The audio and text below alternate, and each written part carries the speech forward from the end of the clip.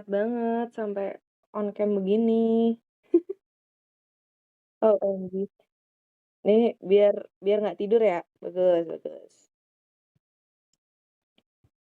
Aku deh yang off cam. Tak share kodul. Udah tak share ya di itu. Sumpah, ini tuh sebenarnya kelihatan nggak ini modulnya? Kelihatan? Oke. Nah, sebenarnya skenario kalian ini tuh dipersingkat tahu, pasakan skenario 2023 tuh sama persis, cuman kayaknya Dokter Wawan tuh langsung cut di 6 bulan terakhir. Harusnya skenarionya tuh nggak sependek ini. Jadi besok tugas kalian udah dijabarin di situ ya. Nomor satu, melakukan penggalian informasi tambahan melalui anamnesis kepada tutor. Jadi besok kalian harus nanya-nanya ke tutornya buat dapet informasi. Nah, ini tak bacain skenario angkatan 2023 ya. Kalau kalian kan cuman seorang perempuan 19 tahun. Belum tak buka ya Allah. Assalamualaikum warahmatullahi wabarakatuh. Lupa banget tak buka. Oke, aku mulai ya. Jadi, skenario kalian, seorang perempuan 19 tahun datang ke puskesmas dengan keluhan nyeri dan rasa tidak nyaman pada perut bagian atas yang mengganggu aktivitas belajar. Keluhan dirasakan sejak 6 bulan terakhir. Dah gitu tok skenario kalian. Tapi kalau skenario apa namanya? Angkatan 23 itu kayak gini. Keluhan dirasakan sejak 6 bulan yang lalu. Terus habis itu keluhan berupa perut mules seperti diremas, dirasakan setiap hari terutama setelah makan. Keluhan disertai penurunan nafsu makan karena merasa mudah kenyang, mual, tapi nggak sampai muntah. Pasien sedang tidak menstruasi dan menstruasi terakhirnya itu 3 minggu yang lalu. Nah, itu skenario angkatan 23. Jadi besok kalian harus berusaha untuk menggali informasi itu dari dosennya, karena skenario cuma segini toh. Paling nanti dikasihnya sama mungkin, tapi ya we never know. Oke, karena pada tugas mahasiswa nomor satu itu disuruh ngelakuin anamnesis, jadi apa aja sih Kak yang harus kita tanyain pas anamnesis? Kira-kira kita itu harus tanya apa aja? Nah, yang pertama, sebenarnya juga udah ada di modul yang PDF, tapi ini aku rangkum versiku sendiri. Yang pertama itu adalah keluhan utama. Jadi keluhan utamanya itu apa? Tadi kan dia bilang perutnya bagian atas nih, dia nggak nyaman. Terus habis itu dia kerasa nyeri ya di bagian atas, tapi pas mau ujian tok. Nah, kemudian kamu bisa tanya, kira-kira keluhannya itu spesifiknya kayak apa? Oh, nyerinya itu nyeri yang ditusuk kah? Atau menjalar kah? Atau nyeri tajam kah? Kayak gitu. Jadi keluhan utamanya harus digali dulu nih. Terus habis itu, setelah keluhan utamanya dibilang, "Oh rasanya nggak enak aja, kayak, apa ya Dok, kayak ganjel," misal atau enggak kayak kayak penuh gitu, kayak keteken. Nah terus kamu langsung nanya, "Onsetnya sejak kapan?" Nah kalau di sini kan dia udah tahu nih, ternyata keluhannya sejak 6 bulan terakhir, berarti ya udah durasinya kamu sudah tahu. Oke, berarti dia mengalami ini itu di 6 bulan. Lanjut ke riwayat penyakit sekarang atau singkatannya biar gampang itu adalah OLD-CARTS atau old charts ini. Nah, itu itu ya, itu singkatannya. Yang O itu apa? O itu onset. Jadi kita tanya, sejak kapan nyeri ini dirasain? Kapan pertama kali nyeri ini muncul atau keluhan ini muncul? Pas muncul itu kira-kira tiba-tiba ya saedeg saanyet apa bertahap kayak pertamanya tuh cuman kembung doang, Dok, terus tiba-tiba sebulan ke depan kok jadi nyeri banget ya, Dok, kayak gitu. Atau dia kayak, "Enggak, Dok, dari bulan pertama tuh rasanya kayak gini." Nah, itu berarti kan tiba-tiba langsung kayak gitu, nggak bertahap. Nah, terus juga jangan lupa di onset ini kamu juga harus tanya, kira-kira nih, nyerinya itu hilang timbul atau terus-terusan? Kayak selama 6 bulan ini tiap hari 24/7 dia bener-bener nyeri terus. terus nyeri, atau "Enggak Dok, pas duduk tok," atau "Enggak Dok, pas mau ujian aja," atau pas lagi stres aja banyak pikiran. Nah, itu juga harus ditanyain. Jadi pada O di sini onset itu ada sejak kapan nyerinya itu muncul atau keluhannya itu muncul. Yang kedua, tiba-tiba atau bertahap. Dan yang ketiga, terus-menerus atau hilang timbul. Itu yang perlu ditanyain pada onset. Jadi besok kamu gali itu dari dokter tutor.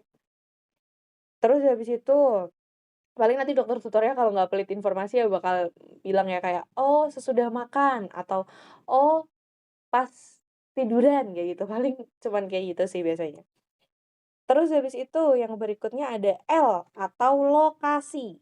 Kita masuk ke L, lokasi. Lokasinya itu di mana? Kira-kira tepatnya di mana nih? Kalau di soal kan dia bilang di perut bagian atas. Oke, berarti kita bisa tahu mungkin di bagian regio epigastrium. Ya, di bagian epigaster nyerinya di situ. Karena dia cuma bilang bagian atas. Nanti kamu gali lagi, bener nggak di epigastrium? Atau dia bagian atas ke area dextra atau sinistra. Nah, kalian tanyain, bagian atasnya tuh tepatnya yang mana? Itu lokasinya. Terus juga berkaitan dengan lokasi, beberapa nyeri itu menjalar.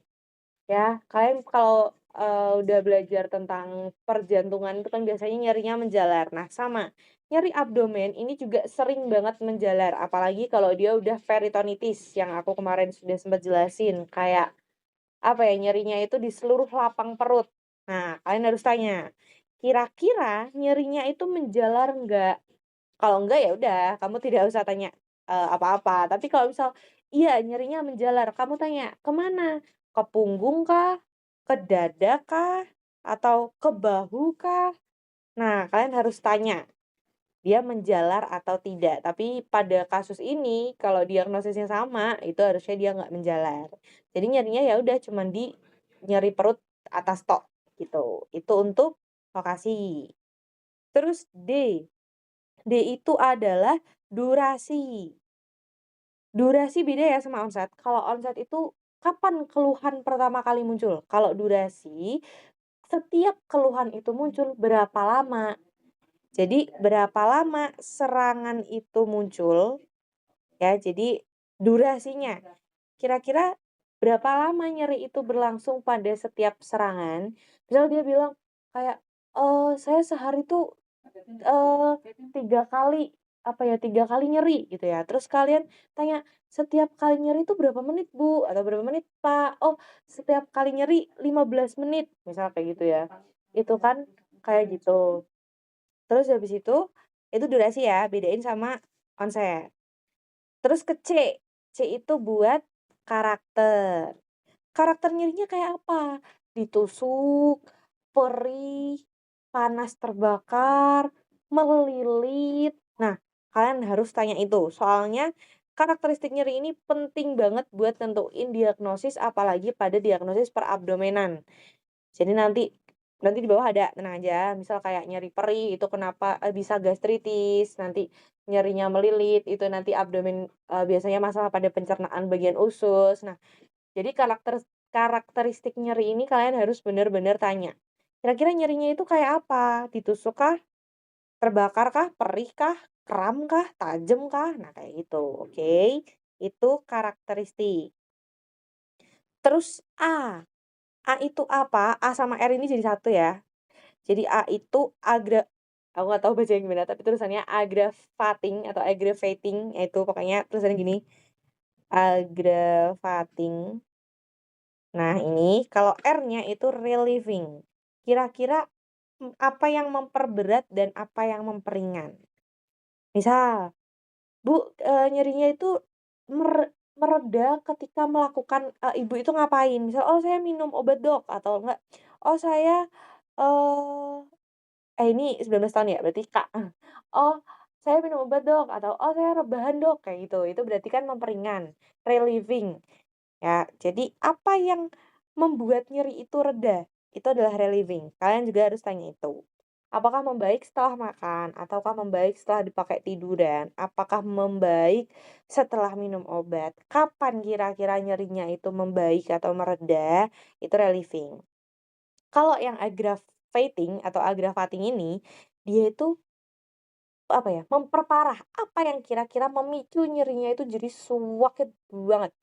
Contoh, apakah nyerinya gara-gara tadi kan dia bilang menjelang ujian tuh perutnya nggak nyaman. Nah, apakah gara-gara itu? Apakah nyerinya itu dipicu gara-gara dia stres, gara-gara dia telat makan, atau justru malah pas makan? Nah, itu harus ditanyakan. Apa kira-kira yang bikin nyerinya tuh makin parah?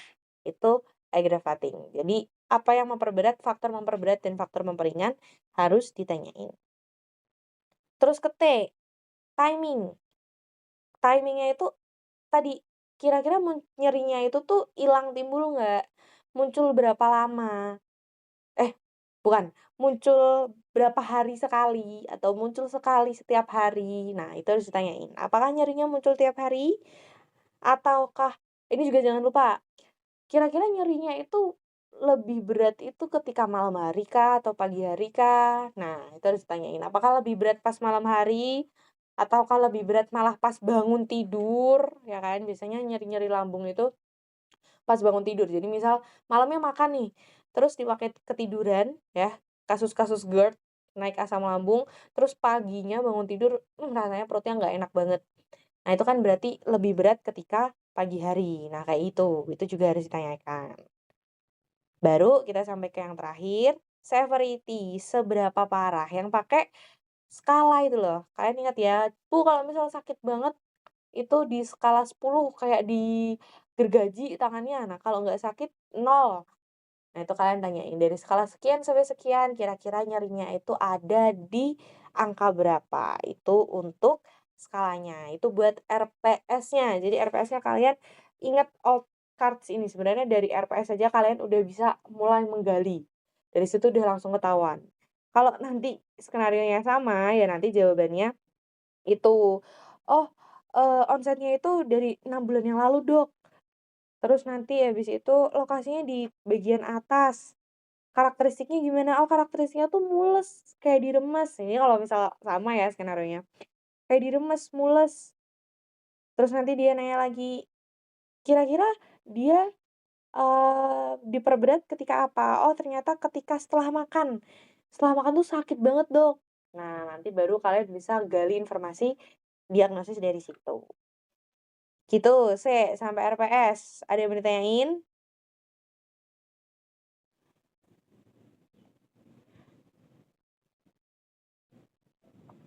Keluhan utama kalian tanyain dulu. Jadi keluhan utama itu kan sebelum kalian masuk ke RPS kan pasti kalau orang datang ke rumah sakit ya dengan anamnesis itu kan pertama banget pasti keluhan utama, "Bu, ada keluhan apa kok datang kemari?" Nah, kamu nanya tuh, kamu tulis di situ, "Oh, di sini, Dok, nyeri perut bagian atas." Singkat aja nggak apa-apa, nyeri perut bagian atas, karena nanti akan digali lagi di RPS. Terus nanti kamu tanya lagi, "Sejak kapan, Bu?" "Oh, sejak seminggu lalu." Ya udah kamu tulis 1 minggu lalu, baru kamu masuk ke RPS. Jadi keluhan utama tuh buat pembukaan aja sebenarnya, biar kalian tuh tahu, ini orang tuh datang ke sini tuh kenapa ya, gitu. Gitu-gitu. Di sekarang ini udah ada. Ya udah kalau kamu misal di sekarang ini udah ada, langsung ke RPS nggak apa-apa, langsung tanya. Onset udah tahu 6 bulan lalu, ya udah langsung tanya lagi lokasi spesifiknya di mana.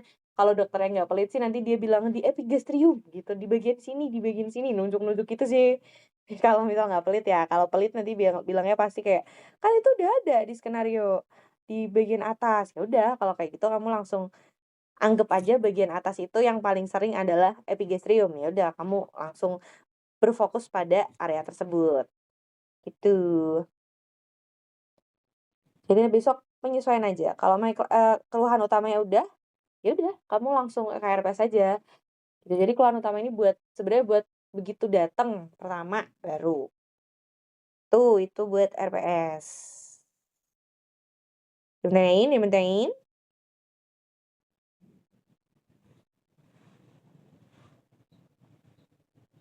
Kalau enggak apa, aku lanjut ya.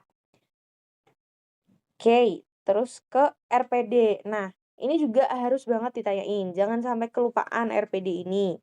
Ya ini adalah riwayat penyakit dahulu. Kenapa? Biasanya balik lagi penyakit-penyakit abdomen itu biasanya bisa rekuren, contoh kayak gastritis ataupun GERD ataupun, apa namanya, peritonitis itu kan biasanya rekuren atau kambuh ya. Jadi RPD ini harus kalian tanyakan, "Sebelumnya pernah nggak kayak gini? Pernah tukar lambung nggak?" Atau nih yang penting banget pada pemeriksaan lambung ya, itu adalah infeksi dari Helicobacter pylori. Jadi dia yang nanti menyebabkan beberapa penyakit inflamasi atau infeksi pada lambung, makanya kalian harus tanya dulu, kira-kira sebelumnya pernah didiagnosis sama, eee, apa namanya, infeksi nggak? Pernah didiagnosis infeksi Helicobacter nggak? Nah itu di RPD. Nanti kalau misal dia jawab iya, nah diagnosisnya nanti akan seputaran di situ. Tenang aja nanti tak bahas di bawah. Jadi kalian harus fokus ke situ, RPD-nya. Jadi jangan lupa tanya, kira-kira dia pernah nggak kena infeksi Helicobacter? Oh nggak pernah, ya udah berarti kamu nanti seputaran penyakit diagnosis itu bisa kamu coret. Itu untuk RPD. Terus habis RPD ada RPK.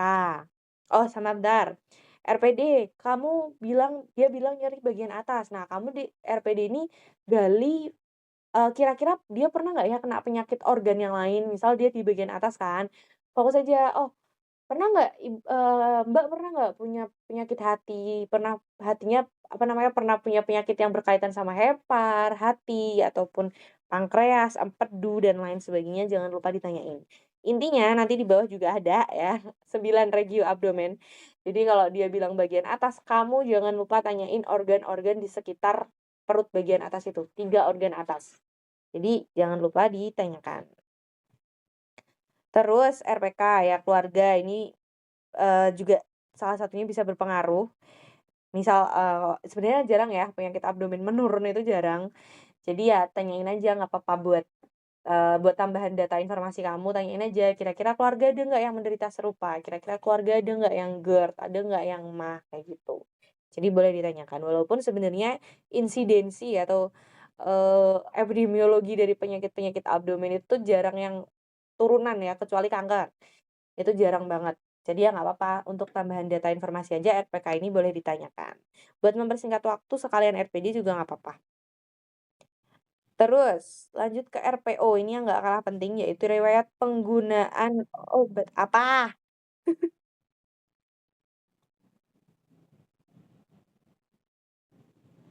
MAH sama GERD sebenarnya dia gejalanya mirip.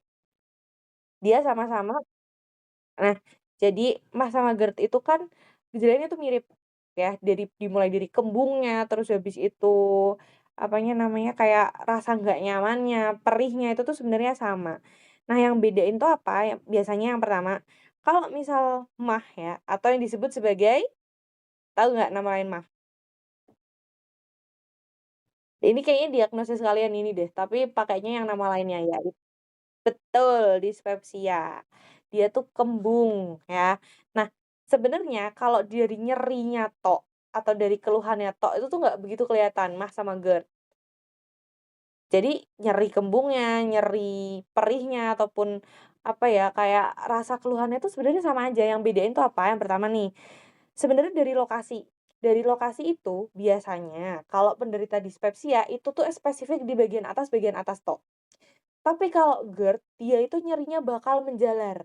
Makanya aku bilang, tadi kamu jangan lupa tanyain kira-kira nyerinya itu menjalar atau enggak. Karena kalau GERD, biasanya nyerinya itu menjalar sampai dada. Sampai dada tuh dia nyerinya menjalar gitu. Makanya kalau ditanyain, "Menjalar nggak nyerinya?" "Iya, sampai dada." Nah, kamu bisa langsung, "Oh, GERD bisa nih, karena dia menjalar." Satu. Yang kedua, MAH atau dispepsia itu sebenarnya dia punya banyak pengaruh, apa ya, punya banyak punya banyak mekanisme sebenarnya. Tapi kalau GERD ya, GERD itu mekanisme utamanya itu nanti yang, dispepsia di bawah ya, biar nggak double-double. Kalau GERD mekanisme utamanya itu reflux. Jadi asam lambungnya naik, reflux asam lambung ke esofagus, kayak gitu. Itu kalau GERD. Jadi asamnya tuh naik ke atas, terus mukosa dari esofagusnya dia nggak tahan asam. Makanya ciri khas dari GERD adalah heartburn atau rasa terbakar di dada, itu. Dan ya, biasanya penderita GERD itu tuh di mulut tuh rasanya asem.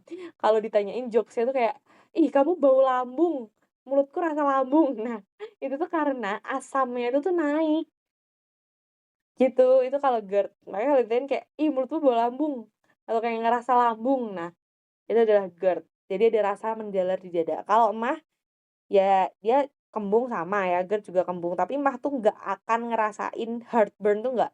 Karena emah nggak sampai di situ, karena dia cuman mentok di, kembung.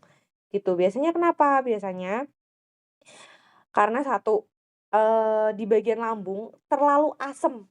Jadi pH yang ada di dalam lambung tuh terlalu asam sampai mukosa lambungnya tuh iritasi. Ini garis besarnya dulu, nanti aku jelasin di bawah. Terus yang kedua, motilitas dari lambungnya ini terganggu, itu juga bisa. Sehingga karena tadi dia mukosanya iritasi, ya kan, akhirnya di dinding-dinding lambung itu banyak banget saraf nyeri. Jadi kalau misal mukosa lambungnya itu luka, akhirnya terjadi hipersensitivitas dari sarafnya. Kayak gitu, itu gambaran garis besar. Nanti di bawah tak jelasin yang atau yang dispepsia. Nah, kalau GERD tadi, dia itu asamnya tuh naik, gitu. Jadi kalau misal tadi nanti di awal si pasien ini cuman bilang kembung, kamu jangan langsung nyoret GERD, karena GERD itu juga sering kembung. GERD itu gejala umumnya juga bisa kembung, tapi dari rasa menjalarnya tadi ditanyain, gitu. Sama kira-kira di mulutnya kerasa asam nggak ya? Nah, itu juga perlu ditanyain. Sama ini, apa? Boleh boleh. Ape?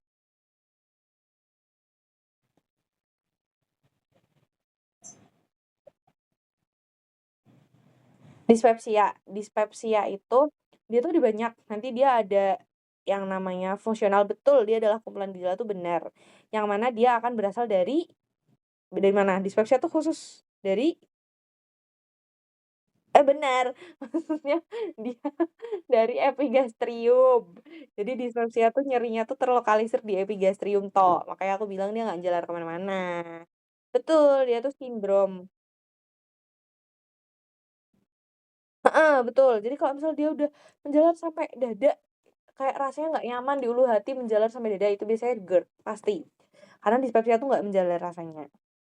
Terus kamu bilang tadi dia tuh, sindrom atau kumpulan gejala, kira-kira gejalanya tuh apa aja sih, ya yang bisa berkaitan sama dispepsia? Yang pertama, nyeri epigastrium, nyerinya di epigastrium tok, nggak menjalar.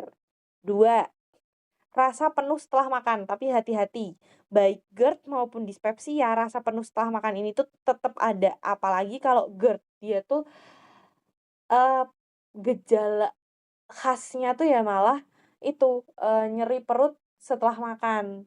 Nah itu, jadi hati-hati, walaupun itu juga salah satu gejala dispepsia ya, rasa nggak enak atau rasa penuh setelah makan. Terus yang ketiga, dia itu kembung, kembung, terus dia mual. Dia sendawa terus, kayak gitu. Jadi ada 2, tadi aku bilang dispepsia tuh macam-macam, ada 2. Ada yang karena kelainan organik, ya, karena ada kelainan struktural yang lain, organik. Contohnya apa, Kak? Contohnya, misal ada gastritis, duluan dia punya riwayat penyakit dahulu gastritis, atau tukak lambung, ulkus peptikum juga bisa, atau infeksi Helicobacter tadi. Makanya aku bilang RPD ini perlu banget ditanyakan, buat nentuin dispepsianya kira-kira fungsional atau organik. Kalau fungsional, ya udah dia nggak punya kelainan struktural apapun, dia nggak ada kelainan organik apapun. Berarti kalau dia dispepsia fungsional, ya udah masalahnya cuman ada pada lambung yang mana biasanya berkaitan dengan motilitas ataupun hipersensitivitas dari lambung tersebut, begitu. Itu kalau dispepsia.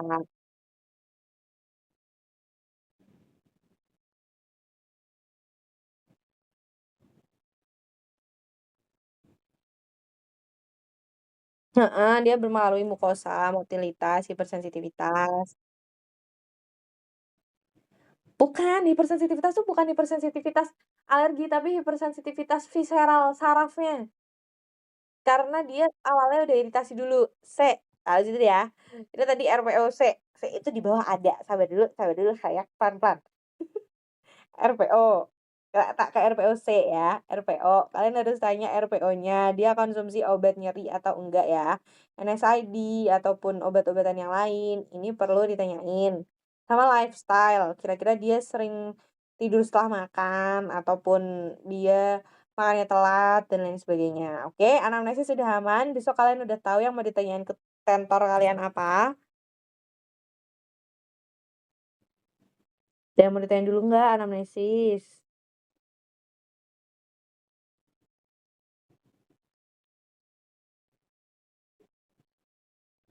Heeh, itu perlu ditanyain, tapi biasanya sosial, bisa sih sosial, kalau kalian mau tanya sosial, apa sosial tapi? Itu bukan sosial, itu lebih ke ya itu ke gaya hidup ya, sosial tuh kira-kira dia nyeri perut ini tuh menghalangi dia berinteraksi nggak sama orang lain, ya kayak gitu tuh bersosial. Oh iya? Ya udahlah besok kalian tanyain ini, tapi besok tuh, disclaimer informasi yang diberikan tutor tuh nggak akan selengkap itu ya, karena biasanya nanti cantumnya di-trigger. Gitu, oke? Boleh. Apa ya?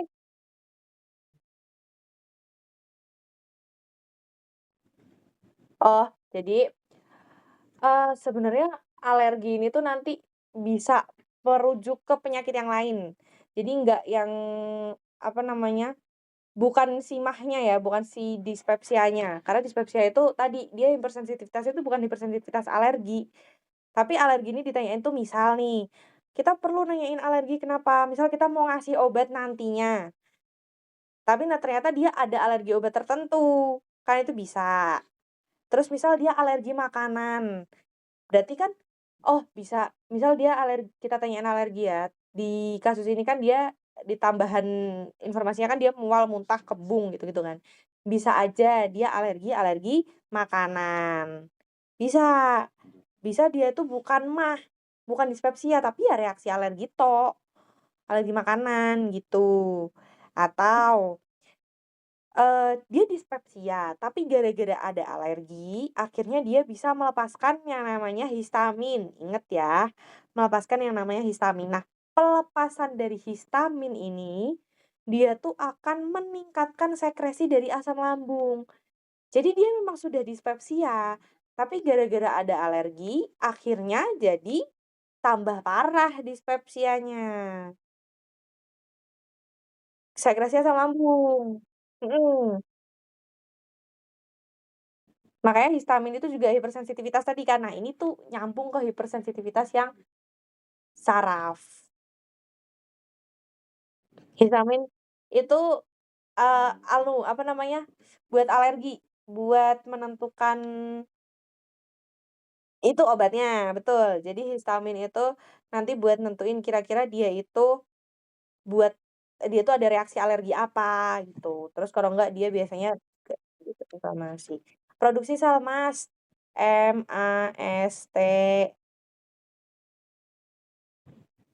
aktivasi sel MAST. Terus bisa juga dia, apa namanya apa, kenapa? Sel MAST itu sel yang ada dari sistem imun yang dari susunan sumsum tulang tuh loh, inget nggak? Sumsum tulang, dia ada di misal sumsum tulang, terus nanti dia bakal punya yang namanya sel MAST, sistem imun, dia turunan. Jadi gini, MAST, terus nanti MAST ngeluarin apa, dia di situ ada histamin, terus nanti ada heparin, terus nanti ada apa lagi ya, leukotrin, gitu-gitu deh, gitu. Terus ya udah itu histamin. Jadi histamin itu diproduksi oleh apa? Oleh sel MAST. Atau histamin itu juga bisa diproduksi sama yang namanya ini, pernah denger nggak? Apa sih? Histamin.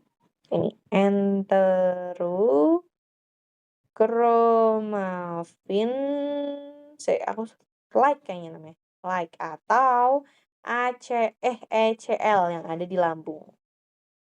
Pernah dengar? Pernah denger nggak? Masa nggak pernah dengar? Itu dia, sel yang nempel di mukosa, dia nempel di mukosa lambung. Jadi nanti dia melepaskan histamin, deket sama sel parietal yang menghasilkan asam. Makanya kalau misal histaminnya, too much, si sel parietal ini juga ikut too much, makanya asamnya jadi naik. Begitu. Begitu Elim, ada yang bertanyain? Elim, Nefri?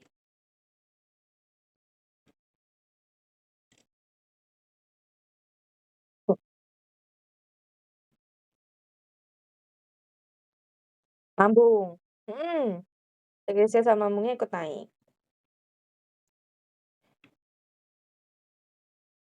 IgE? Hah?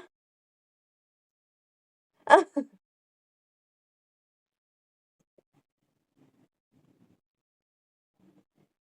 IgE, imunoglobulin E? Iya, dia bisa buat alergi. Dia kan, dia memediasi reaksi dari alergi. Jadi biasanya IgE itu ketika ada cacing itu IgE-nya juga bisa turun atau pas reaksi alergi. Tapi reaksi alerginya tuh biasanya kalau dispepsia kan enggak ya.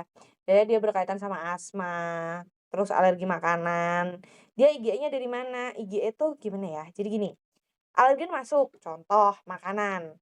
Terus habis itu sistem imun dari tubuh kita nganggep, "Wah, sinyal bahaya, danger danger," gitu kan. Terus yang ngeluarin siapa IgE? Ingat nggak? Si sel B. Sel B dia menghasilkan mhm, menghasilkan IgE. Ya udah, terus habis itu IgE-nya nempel deh sama sel MAS, begitu, limfosit B, betul. Betul, Hayak. Dia di mana? Ayo, limfosit B dibentuk di mana? Bukan di hepar, bukan di hepar.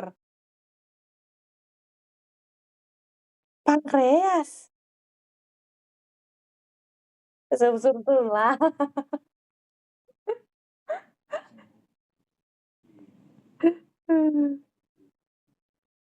Sumsum tulang ya, gitu. Jadi IgE-nya nanti baru nempel ke sel MAS, terus nanti baru pengaktifan histamin dan lain sebagainya. Gitu ya. Oke, ada yang mau ditanyain lagi? Kita lanjut ya. Nah, kita lanjut. Dia mengeluhkan nyeri perut bagian atas. Oke. Nyeri perut bagian atas di sini. Nah, ini. Nyeri perut bagian atas berarti kita bisa fokusnya ke antara hipokondriaka kanan, epigastrium atau hipokondriaka kiri. Di situ kalian harus hafalin organ-organnya. Biar apa? Biar ketika dia bilang, "Saya nyeri perut bagian atas," kamu langsung fokus ke organ-organ yang ada di situ. Oke, dari hipokondria ke kanan, oh di situ bisa hepar, bisa ginjal kanan, bisa, usus halus atau usus besar yang ada di situ, ya kan. Terus habis itu bisa empedu. Terus kalau di epigastrium, oh ya udah epigastrium paling gede, wah paling gede hati jelas, hati berarti langsung aja hati. Terus kemudian nanti ada limpa, ada ginjal, ada duodenum ya. Semua yang ada di sini ya kalian bisa hafalkan, biar kalian bisa fokus ke 3 regio di atas. Jadi kalau dia bilang nyeri perut bagian atas, kamu langsung bisa tahu, oh makanya tadi nanti tanya, kira-kira lokasinya tuh di mana? Kalau lokasinya spesifik ditunjuk di tengah-tengah ya berarti kamu langsung fokus antara hepar atau lambung deh yang paling gede di situ. Antara hepar atau lambung. Kenapa? Kalau misal lihat sama pankreas deh. Kenapa? Kalau misal usus-ususan ya, biasanya nyerinya itu ada di perut, di regio umbilikal ke bawah. Jadi di epigaster tuh jarang banget usus sampai situ nyerinya tuh jarang. Makanya kalau misal ada nyeri epigaster, itu usus biasanya dikesampingkan dulu. Kamu fokus dulu sama organ yang ada di situ. Ada liver di situ, oke. Terus habis itu ada hepar, ada lambung, ada ap eh, ada yang keluar ya? Oh, nggak apa nggak apa. Ada ada pankreas, gitu ya. Soalnya aku kan nggak bisa lihat ya, tiba-tiba ceding, angka di ujung. Gitu ya, itu untuk organ. Nah, karena di sini spesifik sebenarnya kita udah langsung ketahuan dia dispepsia, ya udah berarti kita tahu nyerinya ada di epigastrik gitu, yaitu si lambung, gitu. Kalau misal kalian ya karena ini enak ya, ini blok pencernaan jadi nggak mungkin nanti tiba-tiba nyerinya di hepar gitu kan, nyeri yang organnya di hepar gitu nggak mungkin. Jadi ya enak aja sih nyeri atas bagian pencernaan apa aja sih, lambung, terus nanti ada usus halus, usus besar, udah itu doang, gitu. Jadi di sini nyeri spesifik di bagian nyeri epigaster ya, epigastrium. Yang ditanyain?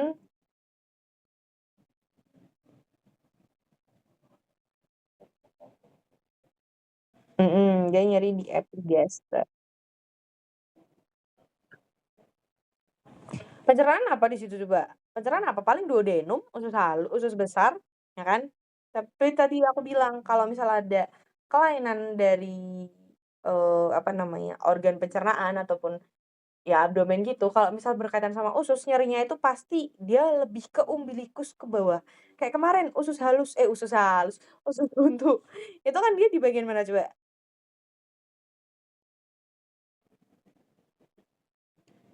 Hah? Iya, menjalar kan? Mhm. Kan dia nyeri terakhirnya di mana? Di iliak. Kalau ini kan dia bilang dari 6 bulan lalu nyerinya tuh berhenti di bagian atas tok. Ya udah, kamu langsung fokus ke sini aja. Gitu. Oke, paham ya, paham ya. Nah, terus kira-kira nyeri perut bagian atas tuh gara-gara apa ya? Nah, terus pertanyaannya adalah apa penyebab keluhan nyeri perut ataupun rasa tidak nyaman pada bagian atas? Pada pasien ini, itu apa? Nah, yang pertama karena adanya peningkatan asam lambung. Jadi, normalnya ya, lambung itu memproduksi HCl. Siapa yang memproduksi asam lambung, masih ingat? Betul, satunya apa kemarin? Menghasilkan?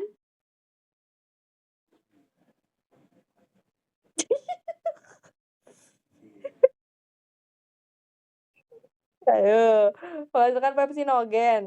Dia enzim lambung. Beda, renin itu buat susu, biasanya dia pada bayi. Kalau pepsinogen itu ada pada semua bukan semua manusia sih, semua manusia ada sih. Tapi maksudnya, renin itu biasanya berperan banyaknya itu pas kalian masih bayi.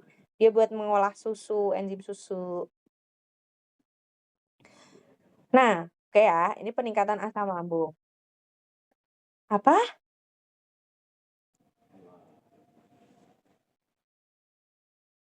Pepsinogen itu untuk mengolah protein menjadi pepton. Pepsin. Pepsinogen itu ngaktifin pepsin. Pepsin akan mengubah protein jadi pepton. Gitu. Nah, lanjut ya. Jadi asam lambung tadi betul sekali dia dihasilkan oleh sel parietal ya, yang ada di lambung. Nah, kira-kira produksi asam lambung ini tuh dia punya pengaturan khusus. Jadi asam lambung tuh nggak semerta-merta langsung dikeluarin gitu aja ya, dia punya pengaturannya. Kira-kira siapakah yang mengatur? Yang pertama ada yang namanya histamin. Yang tadi aku bilang dihasilkan oleh ini enterochromaffin-like atau ECL yang ada pada lambung. Nah, histamin ini dihasilkan juga oleh si ECL. Ya, jadi tadi kan dia ada MAS nih yang tadi aku jelasin. Masih ingat kan?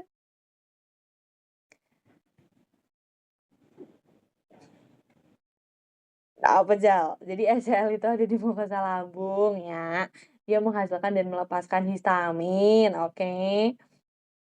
Nah, jadi histamin itu dia kan dikeluarin nih sama si ECL. Makanya asam lambung itu dia itu diaturnya oleh histamin juga. Kenapa? Karena ECL ini ada pada reseptor H2 yang ada di sel parietal atau di sebelah sel penghasil asam lambung itu sendiri.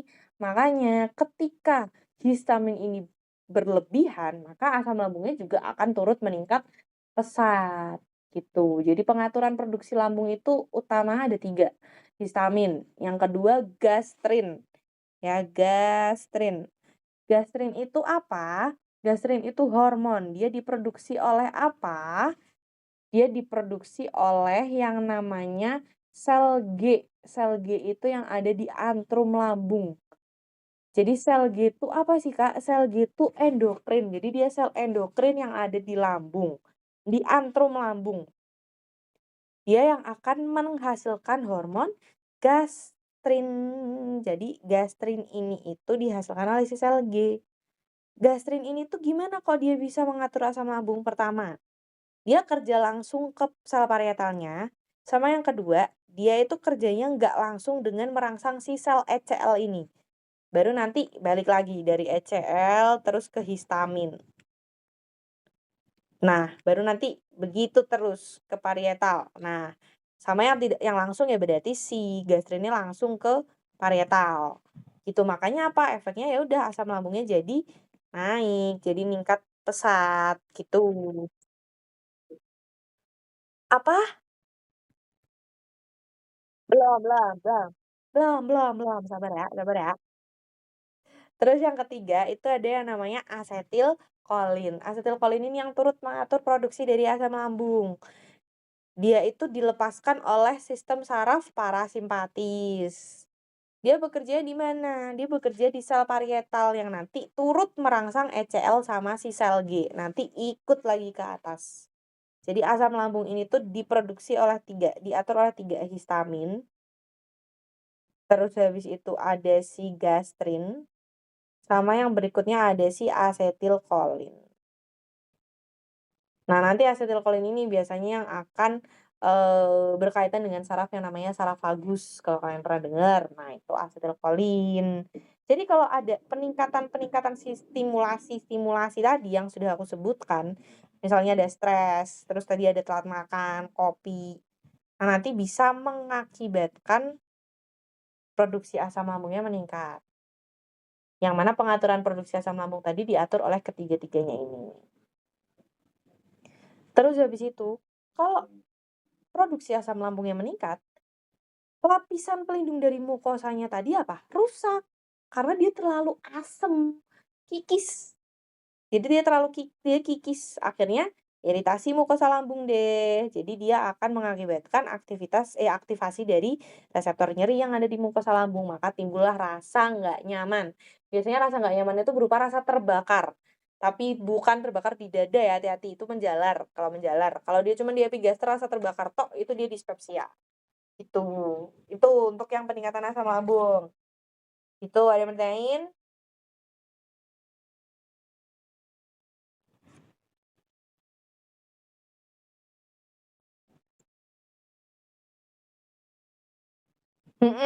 Betul.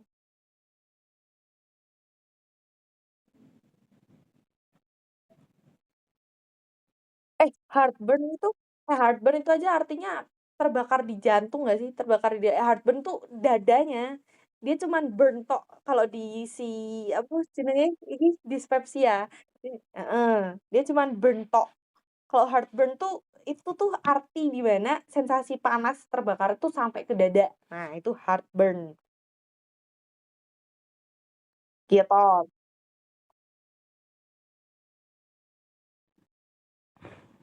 Asetilkolin, heeh. Aset hah? Kamu mau tanya apa? Asetilkolin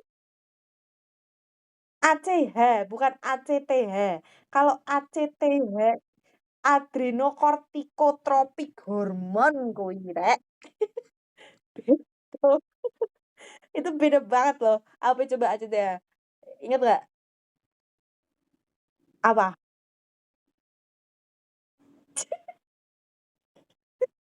Betul, kortisol, bener Nevri. Iya, dia kortisol. Itu ya, asetilkolin itu ACH, ya Allah, ACH. Dia itu ada di saraf vagus. Apa? Fungsinya ya tadi, dia ngirim sinyal dari saraf ke organ. Saraphagus tadi, vagus nerve ini loh, nanti coba di brain gate axis. Jadi dia nanti merangsang sel parietal, merangsang sel G, merangsang ECL-nya, gitu. Jadinya sambungnya naik.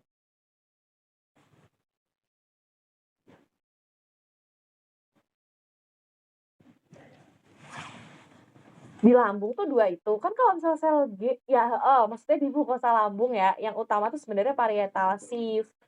Tapi yang lain-lain ya banyak, kayak ada tadi sel G, terus nanti di dalamnya ada si ECL tadi, gitu. Tapi kan yang kalian pelajari kan biasanya 2 ya, berkaitan dengan parietal sama si sieve, gitu. Tapi di mukosa lambung tuh banyak, banyak banget malah, nggak selain selain yang aku sebutin itu ada yang lain, gitu. Nggak usah suruh aku sebutin ya. Oke. Nah, dah, terus itu ya yang pertama. Terus yang kedua, eee, kita berkaitan dengan gangguan motilitas usus. Jadi gangguan motilitas usus ini usus, lambung, sorry ya Allah ketypo, harusnya lambung, sampai usus sih? Gangguan motilitas lambung. Jadi normalnya, lambung itu kan dia nampung makanan dulu, terus nanti diolah, terus nanti habis kena pokoknya berkaitan sama proses pencernaan ya. Ada yang gerakan peristaltik, ada yang pakai enzim-enziman dia, terus baru nanti akan mengosongkan ke duodenum, ya kan lanjut tuh ke duodenum kan, posisi lambung. Nah, dari kalau kalian lupa ya lambung posisinya di mana, di sini ya, dia kan berhubungan langsung sama si duodenum ya. Jadi harusnya normalnya itu habis semuanya selesai diproses, diolah, dia ngelanjutin ke duodenum. Tapi pada gangguan motilitas ini gerakan peristaltik dari dinding lambungnya itu melambat, jadi delay. Akhirnya kontraksi dari lambungnya ini tuh terganggu. Jadi dia karena si motilitasnya melambat, ya kan, kontraksinya juga, sama relaksasinya jadi terganggu, nggak imbang, akhirnya makanannya nggak bisa turun ke duodenum. Dia tertahanlah di lambung yang lama-kelamaan nih tumpukan makanan, sebenarnya nggak tumpukan banget sih, tapi karena lambung itu harusnya kan kosong ya kalau udah selesai ya. Tapi dia itu lebih lama menampung makanan, lama-kelamaan mengakibatkan yang namanya distensi. Jadi sehingga timbullah gejala berupa kembung, terus karena masih ada sisa makanannya di situ, maka dia makan dikit aja langsung kenyang, gitu. Sama karena dia itu penuh di dalam lambungnya, ya makanya setelah makan, entah makan dia dikit aja rasanya langsung penuh, langsung empet. Gitu, langsung enek, gitu.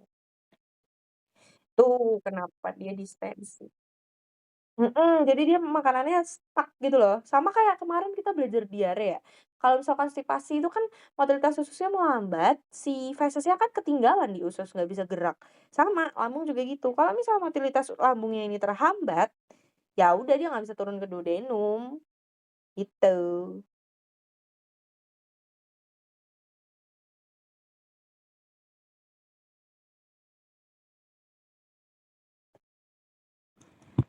Oke, jadi kembung itu tuh gimana ya, kembung atau namanya bloating-nya, dia tuh kembung tuh sebenarnya tuh sensasi perut ya, ngerasanya kayak penuh, tegang, terus kayak banyak angin.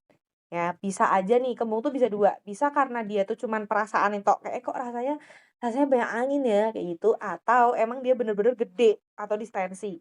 Nah, mekanisme terjadi kembung tuh gimana sih, Kak? Jadi yang pertama, di saluran cerna ya, tepatnya di lambung tadi ya, itu kan ada gas, betul yang kamu tadi bilang. Penumpukan gas itu bisa. Gimana caranya? Gas itu kan dari yang pertama, sebenarnya ini rada ngakak ya, misal kayak udara yang ketelen, jadi pas makan sengaja ada udara yang juga ikut ketelen. Nah, kayak gitu.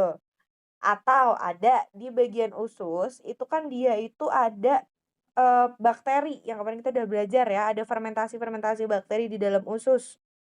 Nah, gas itu tuh dari situ, dari udara yang kita telan atau dari fermentasi makanan yang ada di dalam usus. Jadi kalau misalnya gas menumpuk, ya udah akhirnya dia penuh sama kembung, satu. Yang kedua, tadi yang kamu juga sebutin tadi, kamu kan tadi tanya kira-kira gas yang numpuk ataupun makanan yang numpuk, dua-duanya bisa. Jadi yang kedua, itu akibat gangguan motilitas tadi. Yang aku udah jelasin, lambung sama usus itu dia nyambung, ya kan harusnya sampai usus. Tapi pada kasus ini, gangguan motilitas lambung, maka makanannya ketahan ditambah gas yang tadinya itu bisa keluar ataupun gas yang tadinya itu bisa dikeluarkan dari usus, itu tuh juga ikut memperparah. Jadi intinya makanannya numpuk, gasnya ketahan. Jadilah distensi. Nah, hal ini yang terjadi pada dispepsia fungsional. Jadi pada kasus dispepsia, udah mah makanannya ketumpuk, gasnya nggak bisa keluar. Kayak gitu.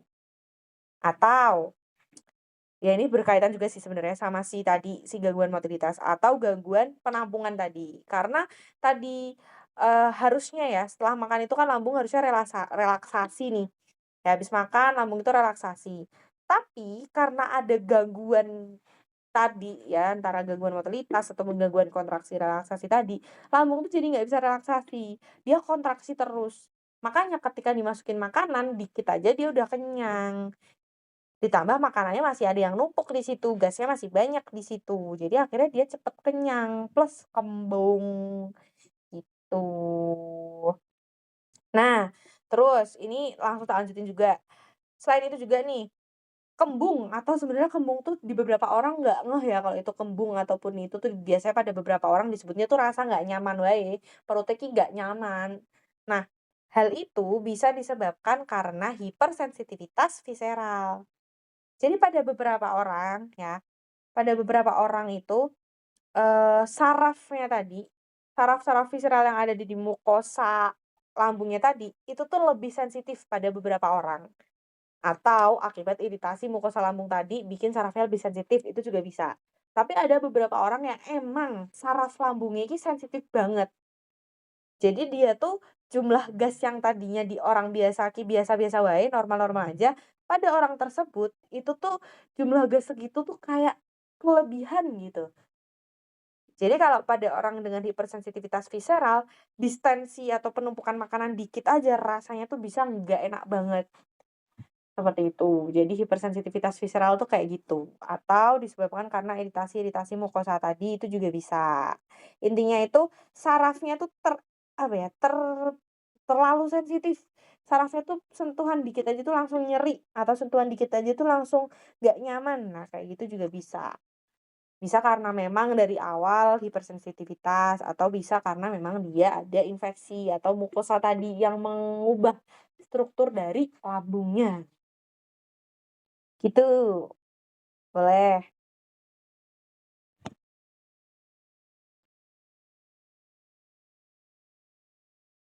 Apa? Putus-putus, maaf, boleh diulang nggak? Tolong tolong.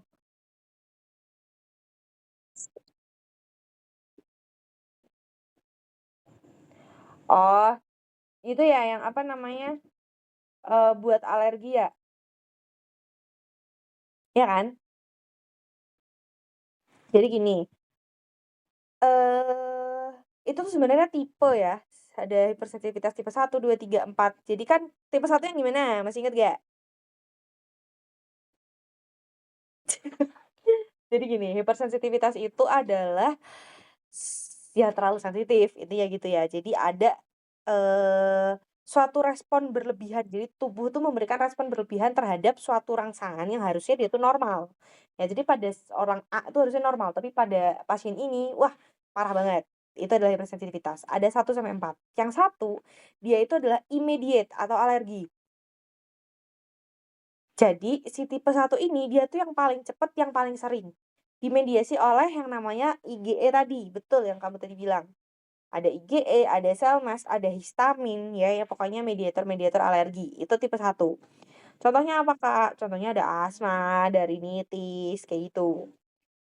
Kalau tipe 2 itu yang namanya sitotoksik. Jadi antibodi itu menyerang ke sel tubuh itu sendiri. Jadi yang tadinya harusnya, melindungi ya, tapi ini tuh malah justru dihancurin. Jadi, dia yang berperan tuh IgG atau IgM. Jadi IgG atau IgM ini tuh membuat, menyerang gitu lah, intinya dia menyerang selnya, menyerang sel tubuhnya. kayak gitu. Iya betul, autoimun, heeh. Contohnya apa? Contohnya, apa ya seringnya? Seringnya tuh ya penyakit-penyakit autoimun.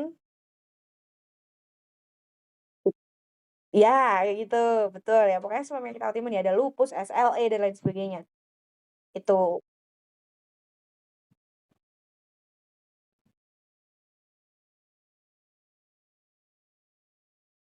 Nah, oh penyakitnya apa? Ganggar lidah sama air mata. Oh ini, itu, se namanya susah, namanya tuh susah. Ini nggak sih, aku nggak inget-inget, Sejorgen nggak sih? Tahu ini tahu, heeh, iya bener, ada. Sejor Sejogren Sejogren apa Sejorgen ya? Aku lupa tulisannya, susah pokoknya. Sjögren syndrome kayaknya.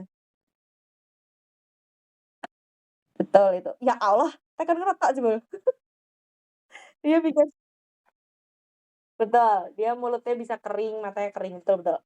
Itu ya, itu tipe 2 autoimun. Tipe 3 itu dia kompleks imun. Jadi antara antigen dan antibodi dia itu membentuk suatu kompleks. Tuh. Paham kan? Paham nggak?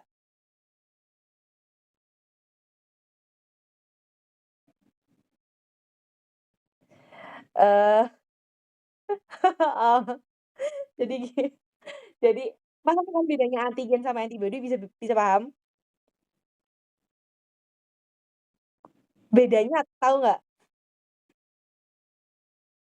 Antigen itu apa?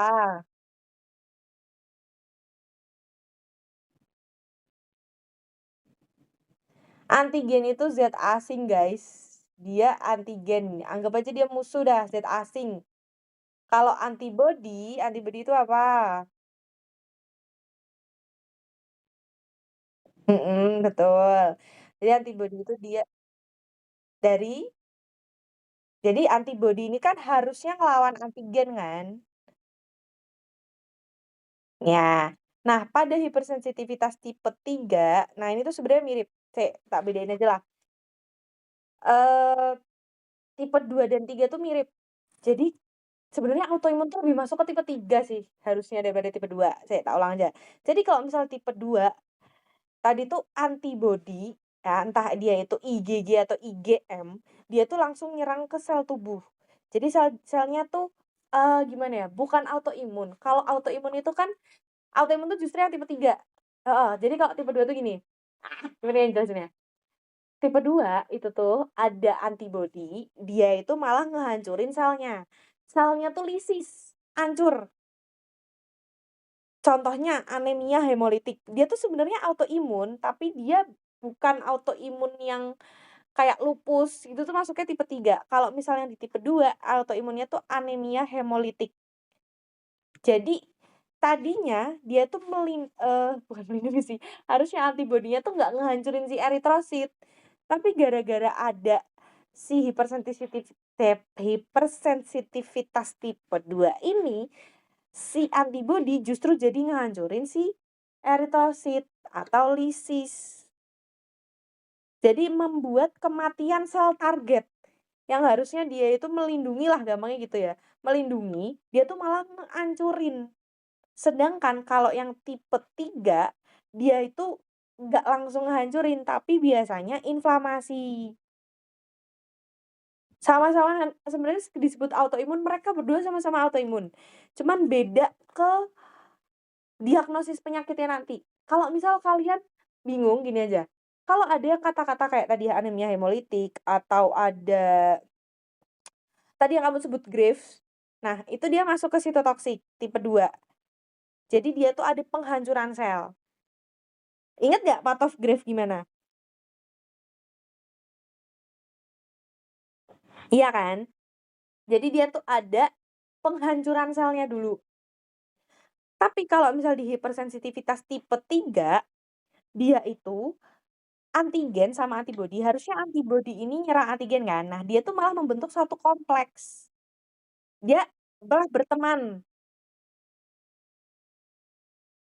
Jadi antibodinya itu malah ngiket antigen, akhirnya membentuk yang namanya kompleks imun. Kompleks imun ini itu beredar, mengendaplah di jaringan, di ginjal, di sendi, di pembuluh darah, di mana-mana. Yang akhirnya akan menimbulkan aktivasi dari inflamasi di situ. Makanya di situ akan terjadi kerusakan jaringan. Nah, contohnya yang tadi tak sebut lupus. Kalau kamu tadi nyebut Graves, betul, dia masuk ke tipe 2. Lupus ini masuk ke tipe 3, aku baru inget. Karena dia nggak ada penghancuran sel apapun. Lupus, terus ada yang namanya glomerulonefritis, kalau pernah dengar. Nah, kayak gitu. Bedanya seperti itu, tipe 2 dan tipe 3. Penghancuran dan bukan, nggak dihancurin. Paham ya? Boleh.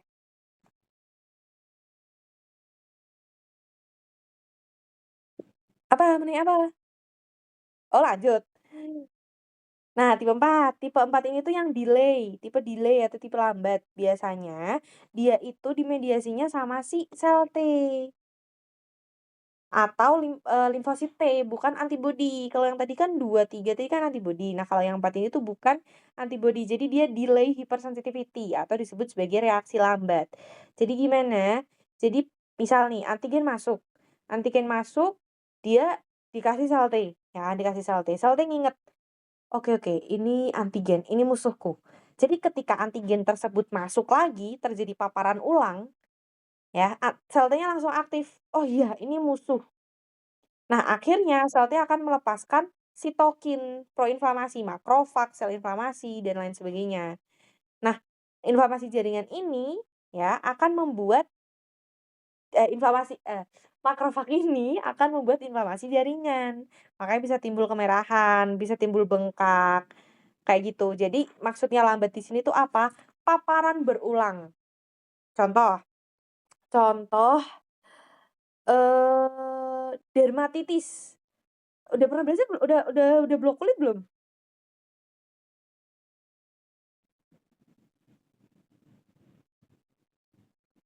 Belum ya? Oke, jadi, ada yang namanya dermatitis kontak alergi. Dia itu adalah tipe 4 atau tipe delay.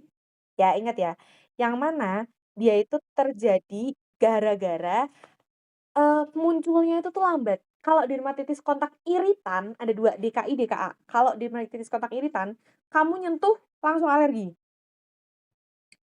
itu iritan. Kalau misal dermatitis kontak alergi, kamu nyentuh sampai 2 hari ke depan, kamu nggak kenapa-napa, tapi di 3 hari, tiba-tiba kamu alergi.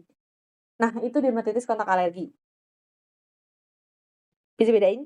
Jadi, kenapa kok dermatitis kontak alergi ini delay? Ya karena tadi, dia itu munculnya lambat, harus ada paparan berulang dulu. Contohnya apa sih, Kak? Contohnya pakai logam, dermatitis kontak logam. Misal kayak kamu pakai skincare, wah tiba-tiba hari ketiga gue jerawatan. Wah, heeh, pakai gelang atau tadi jerawatan tadi. Ya udah itu kamu fix. Kok kayaknya kemarin-kemarin nggak apa-apa, tiba-tiba aku kayak gini ya? Ya udah itu berarti namanya dermatitis kontak alergi. Delay, lambat. Kalau yang iritan, kamu sekali megang langsung langsung gatel, langsung bentol. Nah, tuh.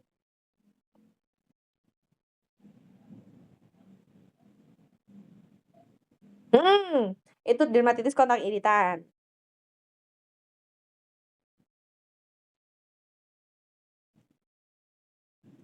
Bukan sih, sebenarnya bukan jerawat ya, tapi kalau alergi itu lebih ke gatel, bukan jerawat. Kalau jerawat tuh biasanya nanti peningkatan hormon dan lain sebagainya.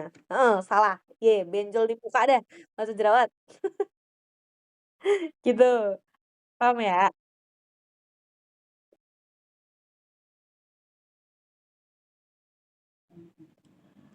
Kalau makan udang tuh, dia cepet kan, dia begitu makan udang kan paling sehari tuh sejam lah langsung dia biasanya masuk hipersensitivitas tipe 1. Nah, bedanya gitu ya. Kalau 2 dan 3 tadi kan yang autoimun. Nah, 1 itu yang reaksi cepat, 4 itu yang reaksi lambat. Dah, kalian bedainnya gitu dah. Betul. Seperti itu. Paham ya? Oke, terus oke kita lanjut ke sini. Udah ya, itu hipersensitivitas. Nah, sekarang lanjut ke brain gut axis. Di gambar ini ya, di situ ada, otak, terus kemudian di situ ada esophagus, ada sirkulasi darah, dan juga di situ ada usus. Saya tahu sih, ya Allah kotor banget. Itu sebenarnya sama kayak misal HPA aksis dan gitu-gitu, itu tuh sama persis. Jadi wait, tak bersihin sih. Kayak kotor banget. Nanti di bawah juga ada lagi penjelasannya, jadi sama, tenang aja. Di bawah itu yang di dalam modul PDF, itu ada. Kenapa? Bonyoknya ini dikit tahu dibanding tutor-tutor kalian yang sebelum-sebelumnya. Gimana Soka besok weh. Jangan meledak dulu please, belum Soka please. Oke, ini yang di sini dulu ya. Brain, otak. Jadi di otak, di bagian otak, dia itu berfungsi sebagai pusat-pusat kontrol ya kan. Ada ngatur emosi, ada pengatur persepsi nyeri, ada pengiriman sinyal ke saluran cerna juga. Itu semua diatur sama otak. Jadi intinya gini, kalau misal dia itu mengalami stimulasi, misal dia stres ya, anggap aja seseorang itu stres, otak itu jelas akan berpengaruh terhadap sinyal-sinyal saraf yang ke area pencernaan. Jadi kalau misal kenapa? Karena tadi otak itu pusat kontrol dari segala hal. Ngatur emosi iya, ngatur nyeri iya, ngatur sinyal ke saluran cerna iya dalam BG aksis ini. Jadi ketika seseorang itu stres atau cemas, otak itu akan mengirimkan efeknya ke usus atau lambung. Nah, garis yang mengirimkan dari otak ke usus atau ke bagian gastrointestinal itu adalah si saraf vagus. Jadi dia itu adalah jalur komunikasi utama nih antara otak dan juga saluran cerna. Yang mana tadi dia merupakan bagian dari sistem saraf parasimpatis. Nih, fungsinya buat apa toh, Kak? Fungsinya pertama, dia mengatur motilitas dari entah usus, entah lambung. Pokoknya semua motilitas yang ada di pencernaan itu diatur sama saraf vagus. Ya, motilitas tuh usus lambung tok sih, yang lain nggak ada. Usus lambung ya. Jadi motilitas usus lambung. Terus habis itu, dia juga mengatur sekresi dari asam lambung. Makanya tadi masih inget ya, ya hapus ya. Peningkatan asam lambung ini dipengaruhi sama 3 histamin, terus kemudian tadi ada asetilkolin berupa saraf vagus ini tadi, sama satunya tadi lagi apa ya? Lupa ya Allah. Gastrin. Heeh. Nah, itu ya, makanya kenapa si vagus ini itu dia bisa mengatur sekresi asam lambung. Nah, yang ketiga, jelas dia akan membawa sinyal dari usus ke otak. Nah, di sini ada tanda panah bolak-balik. Menandakan ini tuh jalur 2 arah, bolak-balik. Jadi dari otak ke saluran pencernaan, dari saluran pencernaan ke otak. Kayak gitu. Terus habis itu ada yang namanya saraf. Jadi si saraf vagus ini akan disampaikan ke otak, salah, akan disampaikan ke saluran pencernaan itu lewat yang namanya ini, cabang-cabang ini. Ada jaringan-jaringan saraf yang warnanya kuning ini. Nah, ini disebut sebagai enteric nervous system atau ENS. Dia tuh disebutnya adalah otak kedua sebenarnya. Nah, sebetulnya ya, si enteric nervous system ini dia itu selain apa ya, menghubungkan saraf vagus, menghubungkan vagus dengan usus ya, menghubungkan otak vagus dengan usus, dia tuh sebenarnya bisa bekerja sendiri, makanya dia disebut sebagai otak kedua. Dia tanpa saraf tuh dia tanpa apa ya, tanpa otak tuh sebenarnya dia punya sistem kerjanya sendiri. Jadi dia akan mengatur apa, Kak? Mengatur kontraksi usus, dia yang akan mengatur kapan usus ini perlu mengeluarkan enzim, kapan usus ini perlu mengeluarkan cairan. Terus selain itu ketika usus ini ada iritasi atau distensi, si ENS inilah yang akan mendeteksi juga. Jadi dia tuh yang bakal mengatur si ususnya ini. Dia akan menghubungkan tuh lewat situ, gitu. Tapi ya tetap juga dia akan mengalirkan saraf dari otak ke usus, ke bagian gastrointestinal, gitu. Kalau yang blood circulation ini jelas dia akan membawa darah, dia akan membawa banyak ya sebenarnya di darah, ada hormon-hormon, mediator kimia, misal apa, misal kalau dia stres, ya bawa kortisol. Terus kalau misalnya ada inflamasi, ya ngeluarin membawa sitokin proinflamasi, kayak gitu. Jadi, dia itu sebenarnya yang dia bukan komunikasi langsung seperti saraf vagus ya, tapi dia tuh lebih ke jalur pembawa. Dia lebih ke memberikan, apa sih, jalur pembawa, iya, jadi dia bawa bawa, hormon dan juga mediator-mediator kimia, bukan saraf, bukan sensasi ataupun sinyal, gitu. Itu gambaran sekilas, nanti di bawah ada. Kenapa? GAT itu tuh dia sebenarnya nama lain dari saluran cerna, itu GAT. Gastro GAT tuh kayak gastro-urinary tract, gastro-urinary tract. Bukan bukan, bukan itu mah singkatannya itu. Bukan, aku tak ingat, demi Allah lupa. GAT GAT GAT GAT GAT GAT tuh usus ya seingatku, GAT tuh usus. Saya tak browsing, aku takut salah. Oh bener guys, GAT tuh usus, bener kok, saluran pencernaan. Iya, aku tuh barusan search di translate Google, good usus keluarnya. Kalau gastro-urinary tract sih itu beda. Gitu ya, itu brain GAT, paham nggak? Nah, ini gampangnya lebih gampang nih. Berikutnya, ini sama, ini juga gut brain axis, tapi ini tuh langsung ke sebenarnya lebih ke lambung brain axis ya. Jadi yang pertama, itu ada yang namanya impaired. Ini gimana terjadi lebih ke patof sebenarnya, mekanismenya gimana. Yang pertama ini ada impaired brain gut axis atau terjadi gangguan antara otak usus ya, aksis otak usus. Contohnya, eh misal ada apa ya, mekanisme gini, misal stres. Stres dia akan mengaktifkan sistem saraf dan hormon berupa kortisol, ya kan, hormon stres. Terus kemudian akhirnya sinyal ke lambung ini tuh jadi nggak normal, yang mengakibatkan ada produksi asam naik, motilitas, persepsi nyeri berubah, kayak gitu. Itu kalau misal ada gangguan tadi yang aku tadi sebutkan, di situ ada stres ya berarti kan hormon kortisolnya meningkat nih. Ya kan, ada hormon kortisol, yang mana hormon kortisol ini tuh bisa mempengaruhi si perjalanan sarafnya ini, perjalanan sinyalnya ini tuh jadi terpengaruh. Itu juga bisa. Nah, itu terapinya ya, guys, di sini bacanya. Jadi kalau misal ada, gangguan pada otak usus, misal otak usus ya otak usus, ya misal gara-gara stres, ya udah berarti dikasih antidepresan. Ini tuh terapinya, ada sulpirit, levosulpirit, kayak gitu-gitu. Itu, obat-obatnya. Sulpirit itu apa, Kak? Sulpirit itu obat antipsikotik. Antidepresan juga sebenarnya dia bisa buat skizofrenia, bisa buat depresi, bisa buat kecemasan, vertigo, kayak gitu. Kalau misal pregabalin itu apa? Pregabalin itu antikonvulsan. Dia tuh kayak menenangkan, apa ya, menenangkan sinyal-sinyal yang ada di sistem saraf pusat. Itu namanya pregabalin. Itu. Jadi kalau misal ada impaired brain gut axis, sama visceral hypersensitivitas yang sudah aku sebutkan tadi, itu terapinya bisa diberikan seperti itu. Kayak gitu. Kenapa kalau misalnya hypersensitivitas visceral kok terapinya sama? Ya karena berkaitannya masih sama, yaitu dengan saraf. Biasanya hypersensitivitas visceral visceral ini tuh jadi bikin nyerinya itu tuh nyeri banget atau ambang nyerinya jadi turun. Makanya distensi ringan aja jadi penuh kayak yang udah tak jelasin di atas tadi. Gitu.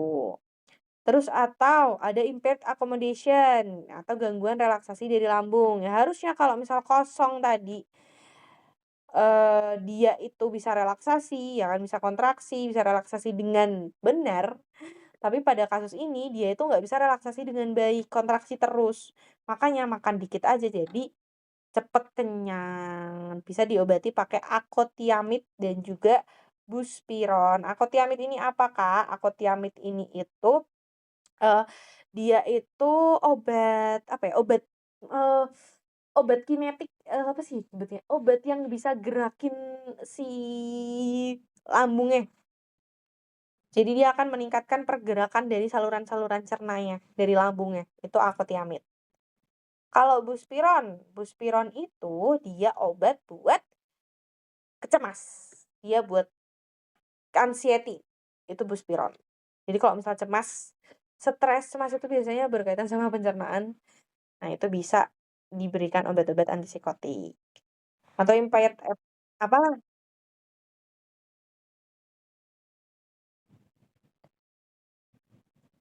Heeh, iya karena kan, si gangguan otak usus aksis ini kan awalnya berkaitan dengan stres, dengan kecemasan.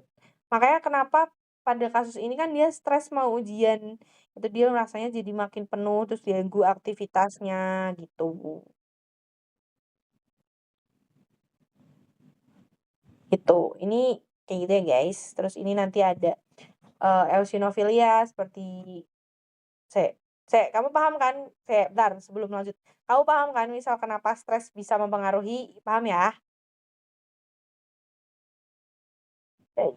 Iya bener, heeh, bener, paham ya? Jadi betul, yang tadi udah dijelasin di atas. Apa motalitas? Menurunkan dong, kalau meningkatkan mah dia langsung les-les aja. Semua gangguan yang berkaitan dengan dispepsia itu lebih ke menurunkan. Ini MTYN ini berarti ada gangguan pengosongan lambung ya.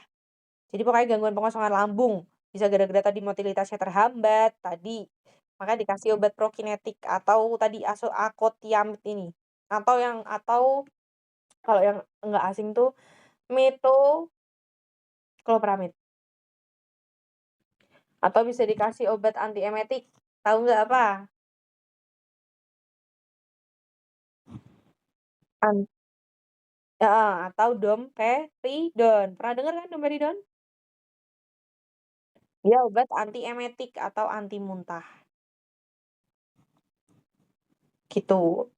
Terus habis itu, ini infeksi H. pylori, kalau ada masalah ya dikasih terapi, eradikasi ya namanya, eradikasi itu bisa berupa kasih antibiotik plus PPI. Tuh, apa?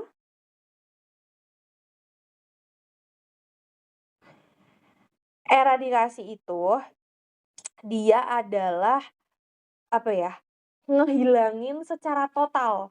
Jadi ada H. pylori di situ, eradikasi tuh dibersihin kabeh H. pylorinya, kayak gitu. Bener-bener dibasmi sampai nggak ada lagi. Itu ya. Terus kemudian lanjut ke altered gastrointestinal microbiota. Ini tuh artinya apa ya? Altered tuh apa sih? Tertunda. Apa sih altered? Saya translate ya Allah.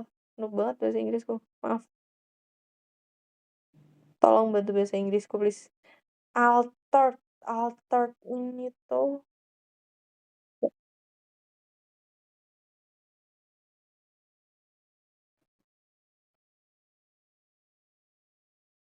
Oh, kalau di sini sih cuman bilangnya gangguan mikrobiota usus cuman gitu doang.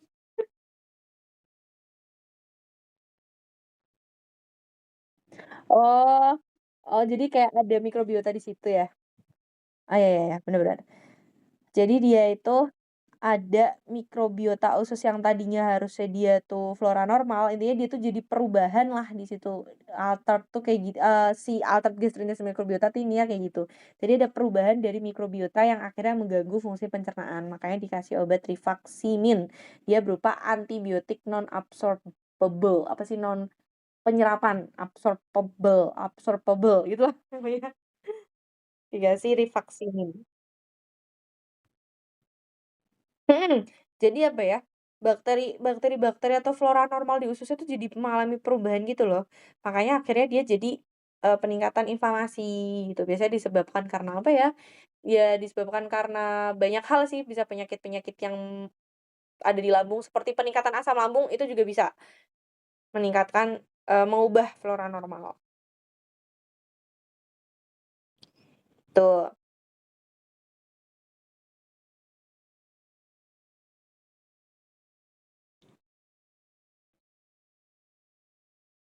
Peningkatan asam lambung yang too much apa sih yang asam lambung sampai bikin ulkus, sampai bikin tukak lambung itu loh. Nah, itu juga bisa mengubah, heeh, struktur dari flora normalnya. Makanya akhirnya jadi inflamasi lokal, gitu.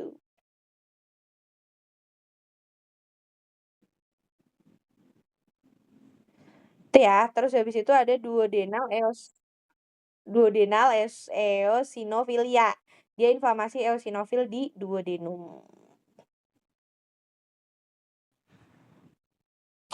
Oke, itu bisa dikasih H2 reseptor antagonis.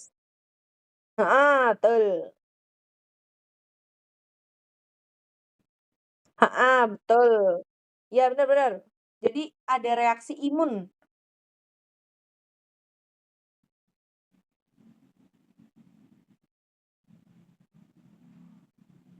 Oke. Nah, kenapa? Boleh, boleh boleh. Mhm.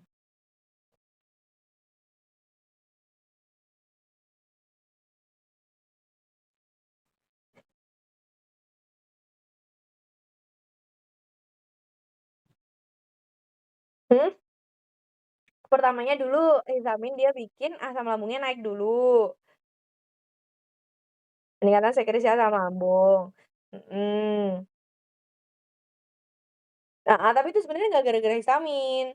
Hisamin nggak bikin motilitas lambungnya terganggu. Motilitas lambungnya terganggu tuh ya karena, motilitasnya itu melambat gitu loh, emang emang dia melambat aja,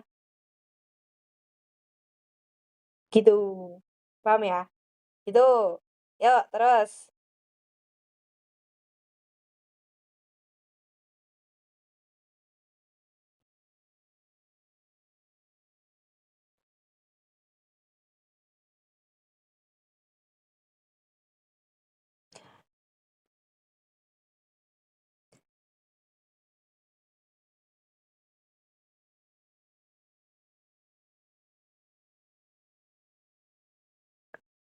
Gimana?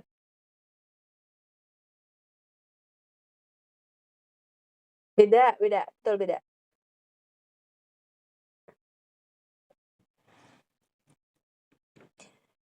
Jadi kenapa? Elim putus-putus, sinyalku atau sinyal Elim ya? Sinyalku ya? Oh, sinyal Elim. Sinyal kamu, Lim. Tulung. Halo, dah, lanjut.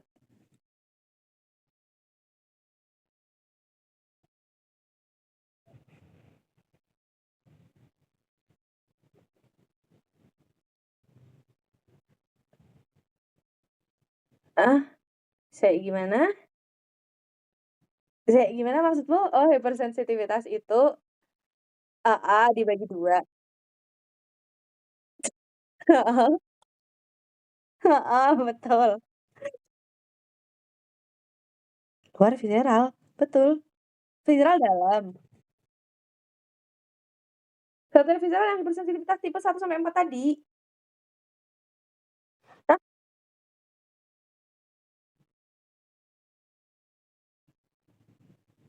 Apa? Putus-putus, maaf. Ini kayaknya sinyalku deh kali ini. Boleh ulangin nggak? Apa? Visceral?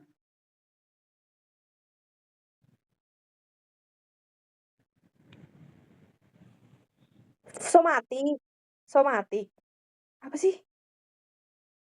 Somatik? Visceral itu organ dalam, somatik itu kulit atau otot. Heeh, itu. Enggak, yang 1 sampai 4 ya hipersensitivitas tipe 1 sampai 4, dia nggak masuk ke mana-mana. Dia emang namanya hipersensitivitas tipe 1 sampai 4, dia berkaitan sama imunologi. Kalau hipersensitivitas visceral itu artinya ada peningkatan kepekaan saraf yang ada di lambung atau usus. Kalau hipersensitivitas tipe 1 sampai 4 tadi itu yang khas sistem imun tadi loh, tuh. Jadi di sini tuh kalian fokusnya ini gara-gara Elit nanya 1 sampai 4, Nefri jadi kebalik kan. Jadi kalau yang di lambung kalian fokusnya ke yang visceral ini aja, artinya ada peningkatan kepekaan saraf di organ baik lambung maupun usus, tapi pada kasus ini adalah lambung. Jadi rangsangan ringan aja, rasanya tuh nyeri parah, itu. 1 sampai 4-nya nanti dulu, itu reaksi alergi yang lain. Oke, aman ya.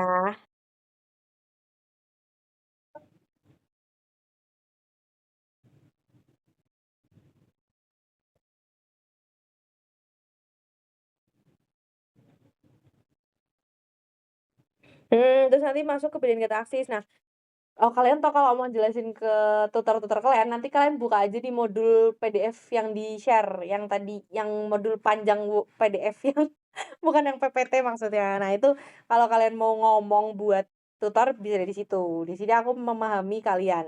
Membuat kalian paham sih sistemnya itu gimana. Jadi kalau brain gut, iya benar, betul dari hipersensitivitas tadi, betul. Terus nanti bisa lanjut ke brain gut. Tapi brain gut ini nanti didasari atas dasar dia itu stres. Gitu. Kalau misalnya hipersensitivitas tuh ya emang dia punya masalah sensitivitas saraf aja di lambungnya. Gitu, guys. Paham nggak? Paham paham paham? Nih, tak titikin deh kalian. Soalnya emang kalau buat jelasin ke tutor pakai modul PDF panjang yang di-share doker itu emang enak.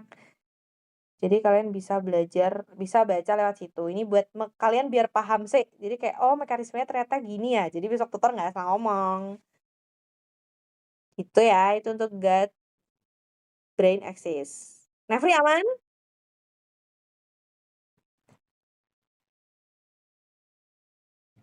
Aman-aman. Kan ini durasi 2 jam kan kalau les. Nah, nanti jam 8 takat ya, soalnya ada kelompok tata, guys. 2 jam, 4 jam, 4 jam kamu 4 jam kalau kalau cuman megang satu kelompok kamu nggak apa-apa 4 jam. Weh, kasihan kelompok tata. Lanjut ke red flag. Red flag ini yang perlu kalian perhatikan dalam setiap,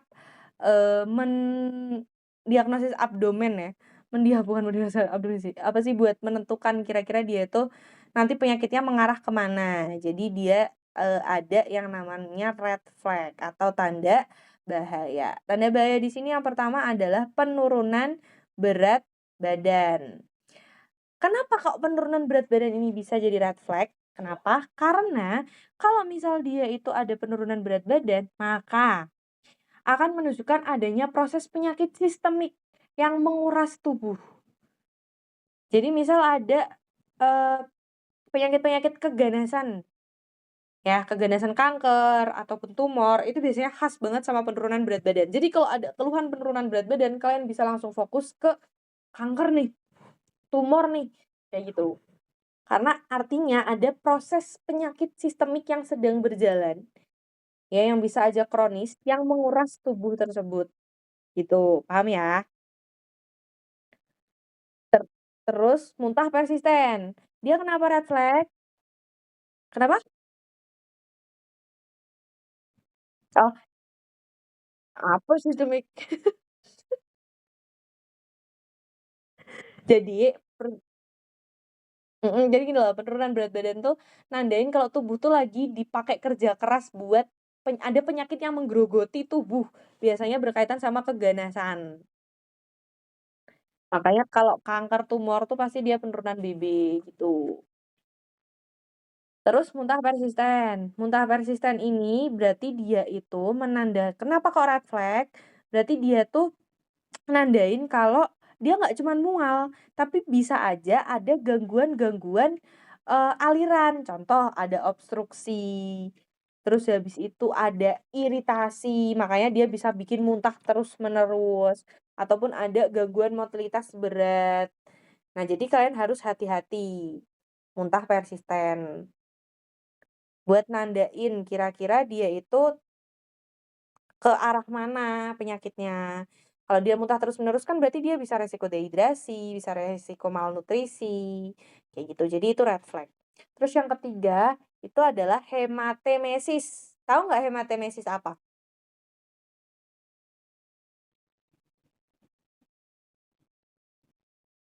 Woi, tahu nggak hematemesis apa?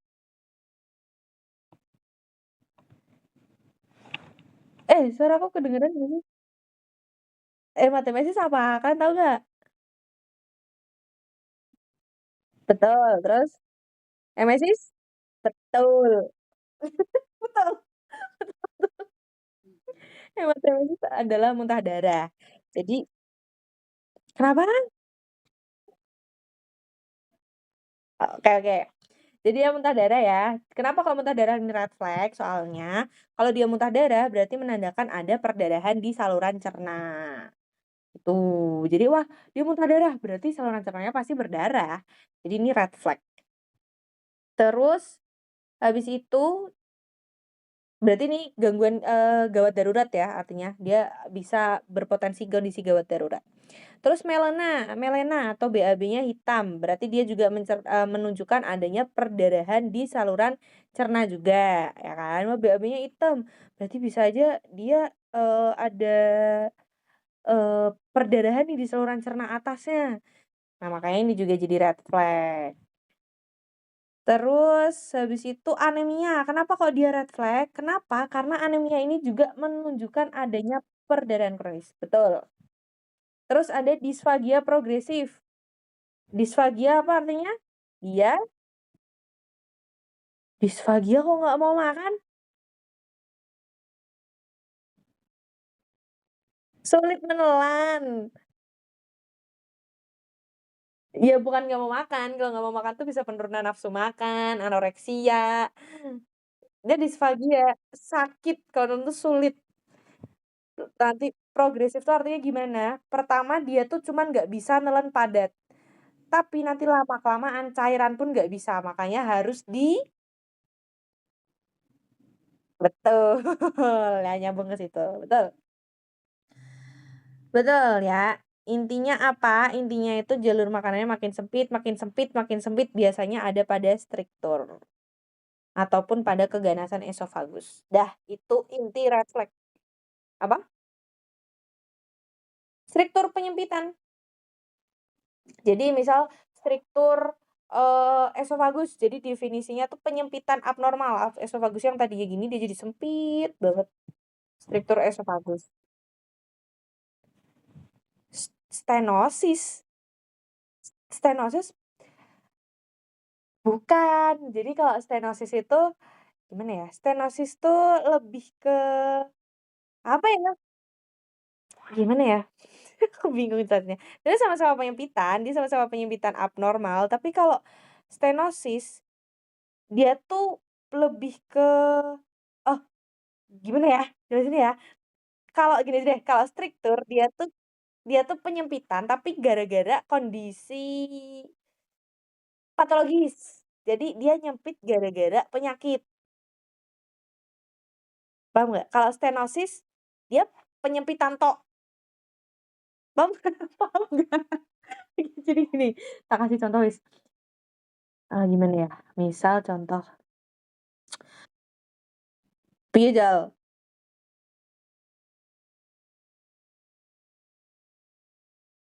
Iya gitu boleh dah. Jadi intinya struktur tuh terjadi kalau ada kondisi patologis tertentu, misal jaringan parut. Nah kalau itu struktur, sorry sorry kebalik. Kalau stenosis, dia tuh ya penyempitan abnormal aja, tiba-tiba menyempit gitu.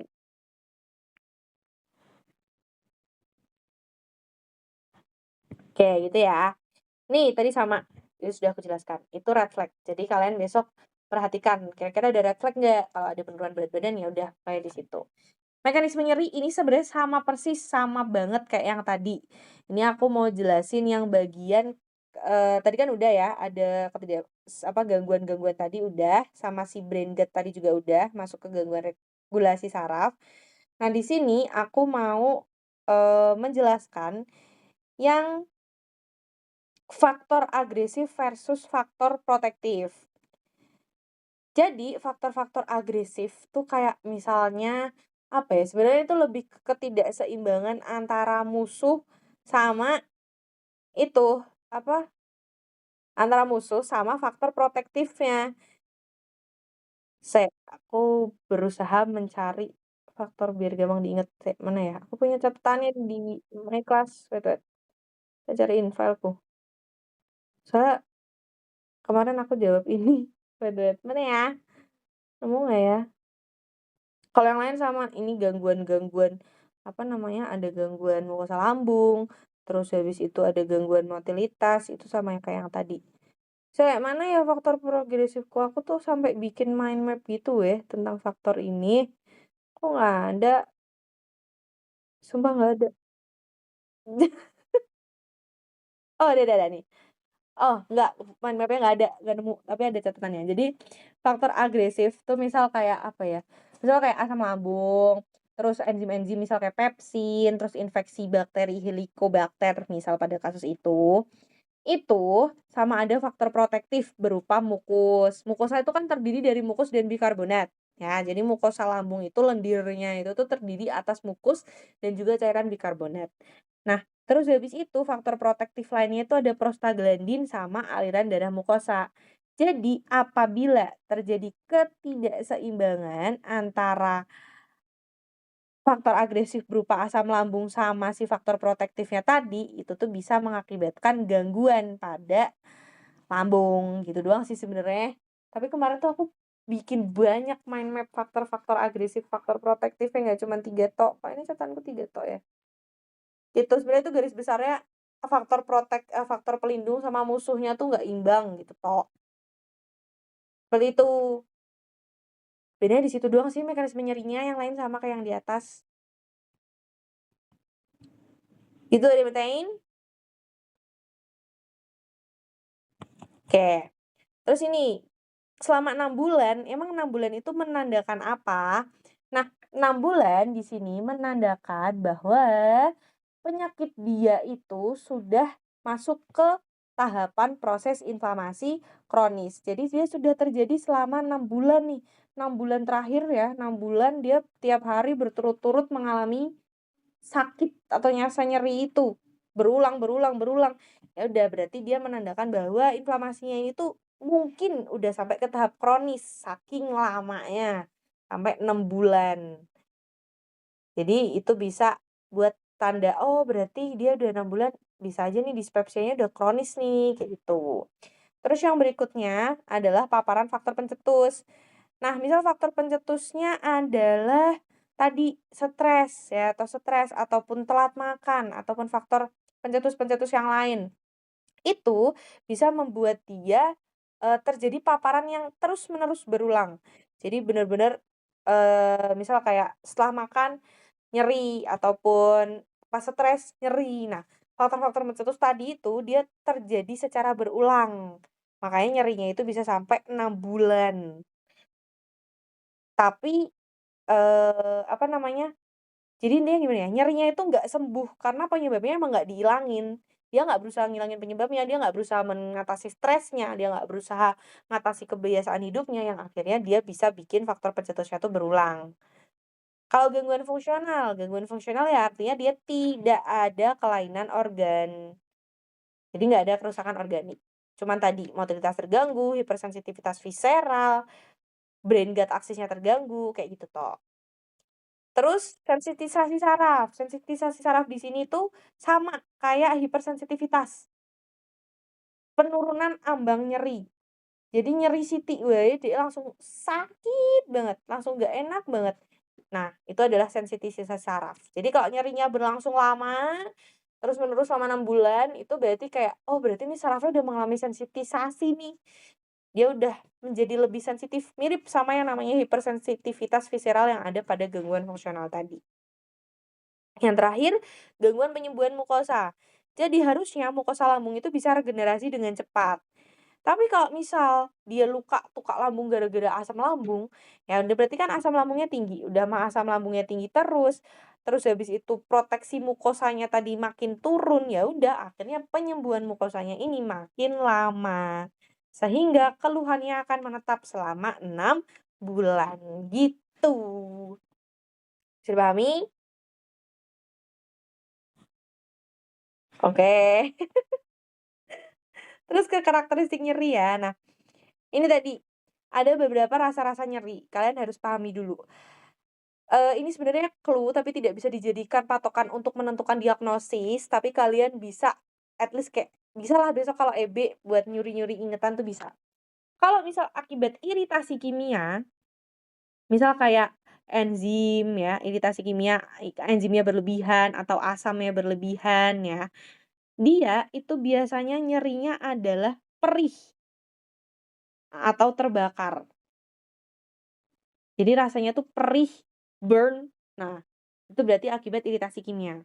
Kalau akibat ulkus atau luka ya, yang ada di lambung, itu nyerinya tajam, kayak ditusuk. Terus kalau akibat distensi, biasanya berkaitan sama motilitas ya, berkaitan sama motilitas, itu dia tuh nanti kram. Jadi kayak keteken gitu. Makanya kayak tadi dia bilang kayak rasanya tuh penuh. Nah, itu rasanya tuh kayak keteken. Dia menandakan bahwa motilitasnya bisa berarti ada gangguan motilitas nih karena penumpukan makanan dan gasnya tadi. Kalau akibat saraf, akibat gut brain axis tadi, itu dia biasanya tumpul dan seringnya hilang timbul. Jadi nggak menetap. Nyerinya tuh selama 6 bulan tuh hilang timbul, dan tumpul. Jadi rasanya ya paling cuman nyeri apa sih, nyeri tumpul gitu. Terus yang terakhir kalau ada iskemia atau perforasi, dia nyerinya itu saknyet tiba-tiba suwakit parah. Jadi mendadak plus berat. Biasanya onsetnya itu cepet. Berarti kayak misal nyeri parah 1 hari yang lalu. Nah, kamu langsung curiga, wah bisa aja dia iskemi nih, atau wah dia perforasi nih. Kayak gitu. Jadi adanya kejadian akut yang langsung ngerangsang reseptor nyeri secara masif. Jadi kalian harus lihat onsetnya, itu juga bisa. Nyerinya mendadak nggak? Oh mendadak, berarti dia bisa aja perforasi. Makanya dia sakit banget. Terus onsetnya bertahap. Oh ya kayak dispepsia ini tadi, karena asamnya terus-menerus tinggi, motilitasnya terus-menerus terganggu, berarti dia distensi. Gitu. Terus kalau durasi, ya udah misal dia kronis tadi ya 6 bulan ya berarti kamu tahu, oh berarti faktor pencetusnya tuh belum hilang, belum teratasi. Inflamasinya masih ada terus. Terus sensitisasi sarafnya akhirnya jadi terjadi gitu. Jadi terjadi sensitisasi saraf.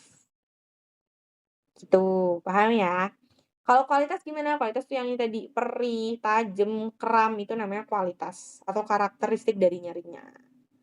Itu ini sebenarnya buat simpenan aja sih, siapa tahu besok kalian lupa. Karena kan sekarang udah EB-nya udah mulai pakai itu ya, pakai apa? Skenario. Jadi bisa aja kalian titeni dari karakteristik nyerinya, itu bisa kalian tentukan. Dan onsetnya. Biasanya yang mendadak-mendadak itu pasti iskemia atau perforasi. Yang lain biasanya bertahap. Seperti itu.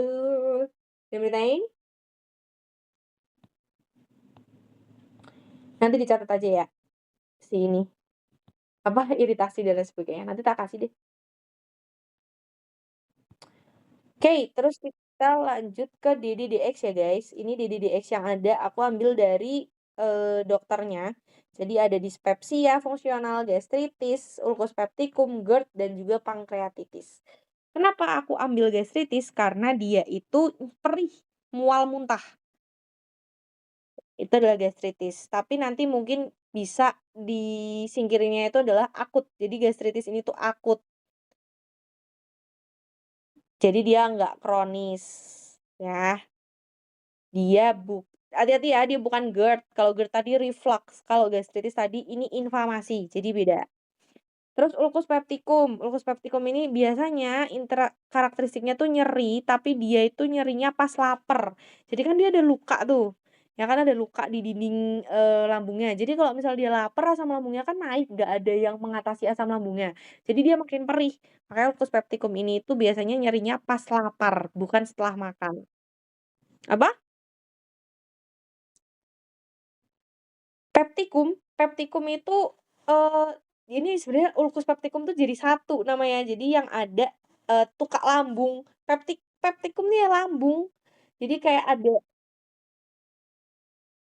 ulcus sama aja sih, sama aja. Intinya tukak lambung, gitu. Terus GERD tadi ya yang reflux sama yang terakhir pankreatitis. Kenapa aku ambil pankreatitis? Emang nyerinya menjalar ya? Kalau misal besok ditanyain ada nyeri menjalar sampai punggung ya berarti kamu bisa masuk pankreatitis. Kalau enggak ini jadi reject kan, di-reject. Gitu ya. Nih, ini trigger 2 dari angkatanku. Ini Ini trigger 2-nya tuh akan jadi seperti ini, dapatnya tuh seperti ini, yang mana nanti DX-nya itu adalah si dispepsia fungsional. Kenapa kok dia ditemukan dispepsia fungsional? Pertama, kenapa nggak ulkus? Ini, dia nggak ada bekas luka, berarti bisa aja di inspeksi awal tuh dia tidak ada trauma, ya. Terus juga mungkin dia karena dia nggak berdarah ya, nggak ada tanda-tanda dia berdarah, berarti dia bukan ulkus peptikum. Jadi, di sini tuh lebih ke, apa ya, asimptomatik. Jadi dispepsia fungsional tuh lebih ke asimptomatik. Dia nggak ada gejala-gejala spesifik yang di-trigger-nya. Jadi itu disebabkan kenapa kok malah ke dispepsia fungsional, gitu. Jadi dispepsia fungsional tuh cuma nyeri epigaster, terus habis itu rasa burn tadi ya nyerinya, terus cepat kenyang, plus penuh atau kembung tadi. Makanya dia udah gitu doang, nggak ada gejala-gejala organik lainnya, makanya ekstremitasnya normal, dia nggak dehidrasi, dia paling auskultasi nih peristaltik meningkat. Ya peristaltik plus N,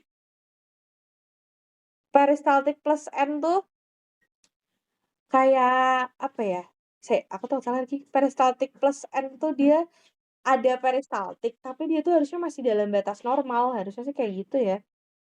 Aku sampai lupa cuy, peristaltik. Iya iya, bener bener. Dia tuh ada peristaltik, coba besok tak clear-in lagi di catatanku. Peristaltik plus N tuh harusnya ada peristaltiknya dan dia tuh normal, gitu. Seingatku gitu. Entar deh coba ya, dia ada di catatan tutorku kok. Ini bisa buat kalian belajar. Dan di sini kan dia asimptomatik ya, dia nggak ada tanda-tanda apapun, dia tidak menandakan adanya perdarahan apa-apa. Jadi ya DX sementara dari aku tuh adalah dispepsia fungsional. Apa? Boleh, apa? Apa? Anonimnya supel. Sup supel tuh kan itu ya, apa namanya? Apa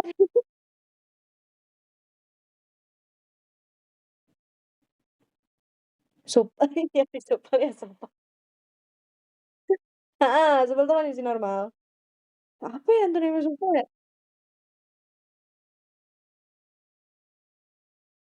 Emang ada ya? Supel supel. Saya tak inget-inget supel. Supel tuh kan artinya kaku, bukan kaku sih. Supel itu, apa sih, rigid rigid. Apa sih rigid? Rigid tuh kaku ya? Rigid. Iya rigid rigid kayaknya, rigid. Ya kaku. Tuh, tapi aku tidak berani ya, ini DX sementara tok, jangan dipakai ya, soalnya takutnya beda. Ya maksudnya jangan dipakai buat, itu tunggu trigger dulu, jangan langsung diagnosis, gitu.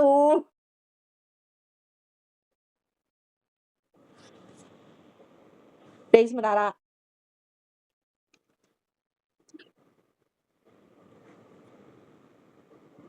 Ya kalau ditanya di sementara ya bolehlah masukin ini, dispepsia fungsional.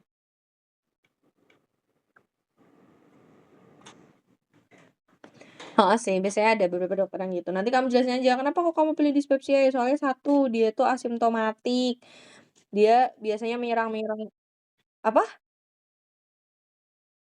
Heeh, dia menyerang usia-usia muda, biasanya 19 sampai 25 tahun sih itunya, range-nya.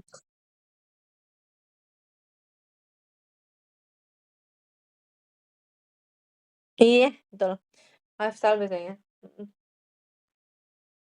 Terus durasi durasi biasanya kronis, jadi dispepsia itu biasanya kronis. Nanti ya yang atas tadi, di tadi.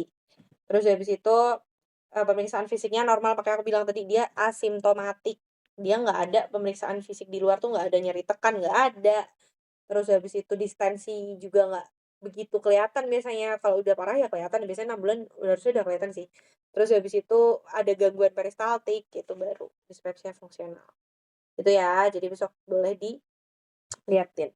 Terus pemeriksaannya apa aja yang bisa dipakai, yang pertama adalah darah lengkap, buat lihat apa, kalau ada penurunan HB curiga perdarahan. Terus tes infeksi Helicobacter. Buat apa? Buat ngelihat ada infeksi nggak. Ya, kalau misalnya ada berarti dia curiga gastritis atau ulkus. Terus cek feses, ini opsional aja. Biasanya kalau keluhannya diare, kalau nggak diare nggak usah. Terus ke endoskopi. Endoskopi bagian saluran cerna atas. Buat lihat apa? Kalau misalnya ada ulkus bisa langsung kelihatan. Tumor, terus habis itu perdarahan, itu bisa kelihatan dari endoskopi. Sama yang terakhir, USG abdomen buat ngelihat organ yang lain. Kan aku tadi bilang karena dia nyeri di bagian atas jangan langsung ke lambung tok. Ingat di situ ada hati, di situ ada empedu, di situ ada pankreas, ada duodenum bagian atas. Makanya USG abdomen ini diperlukan. Itu. Teo. Terima.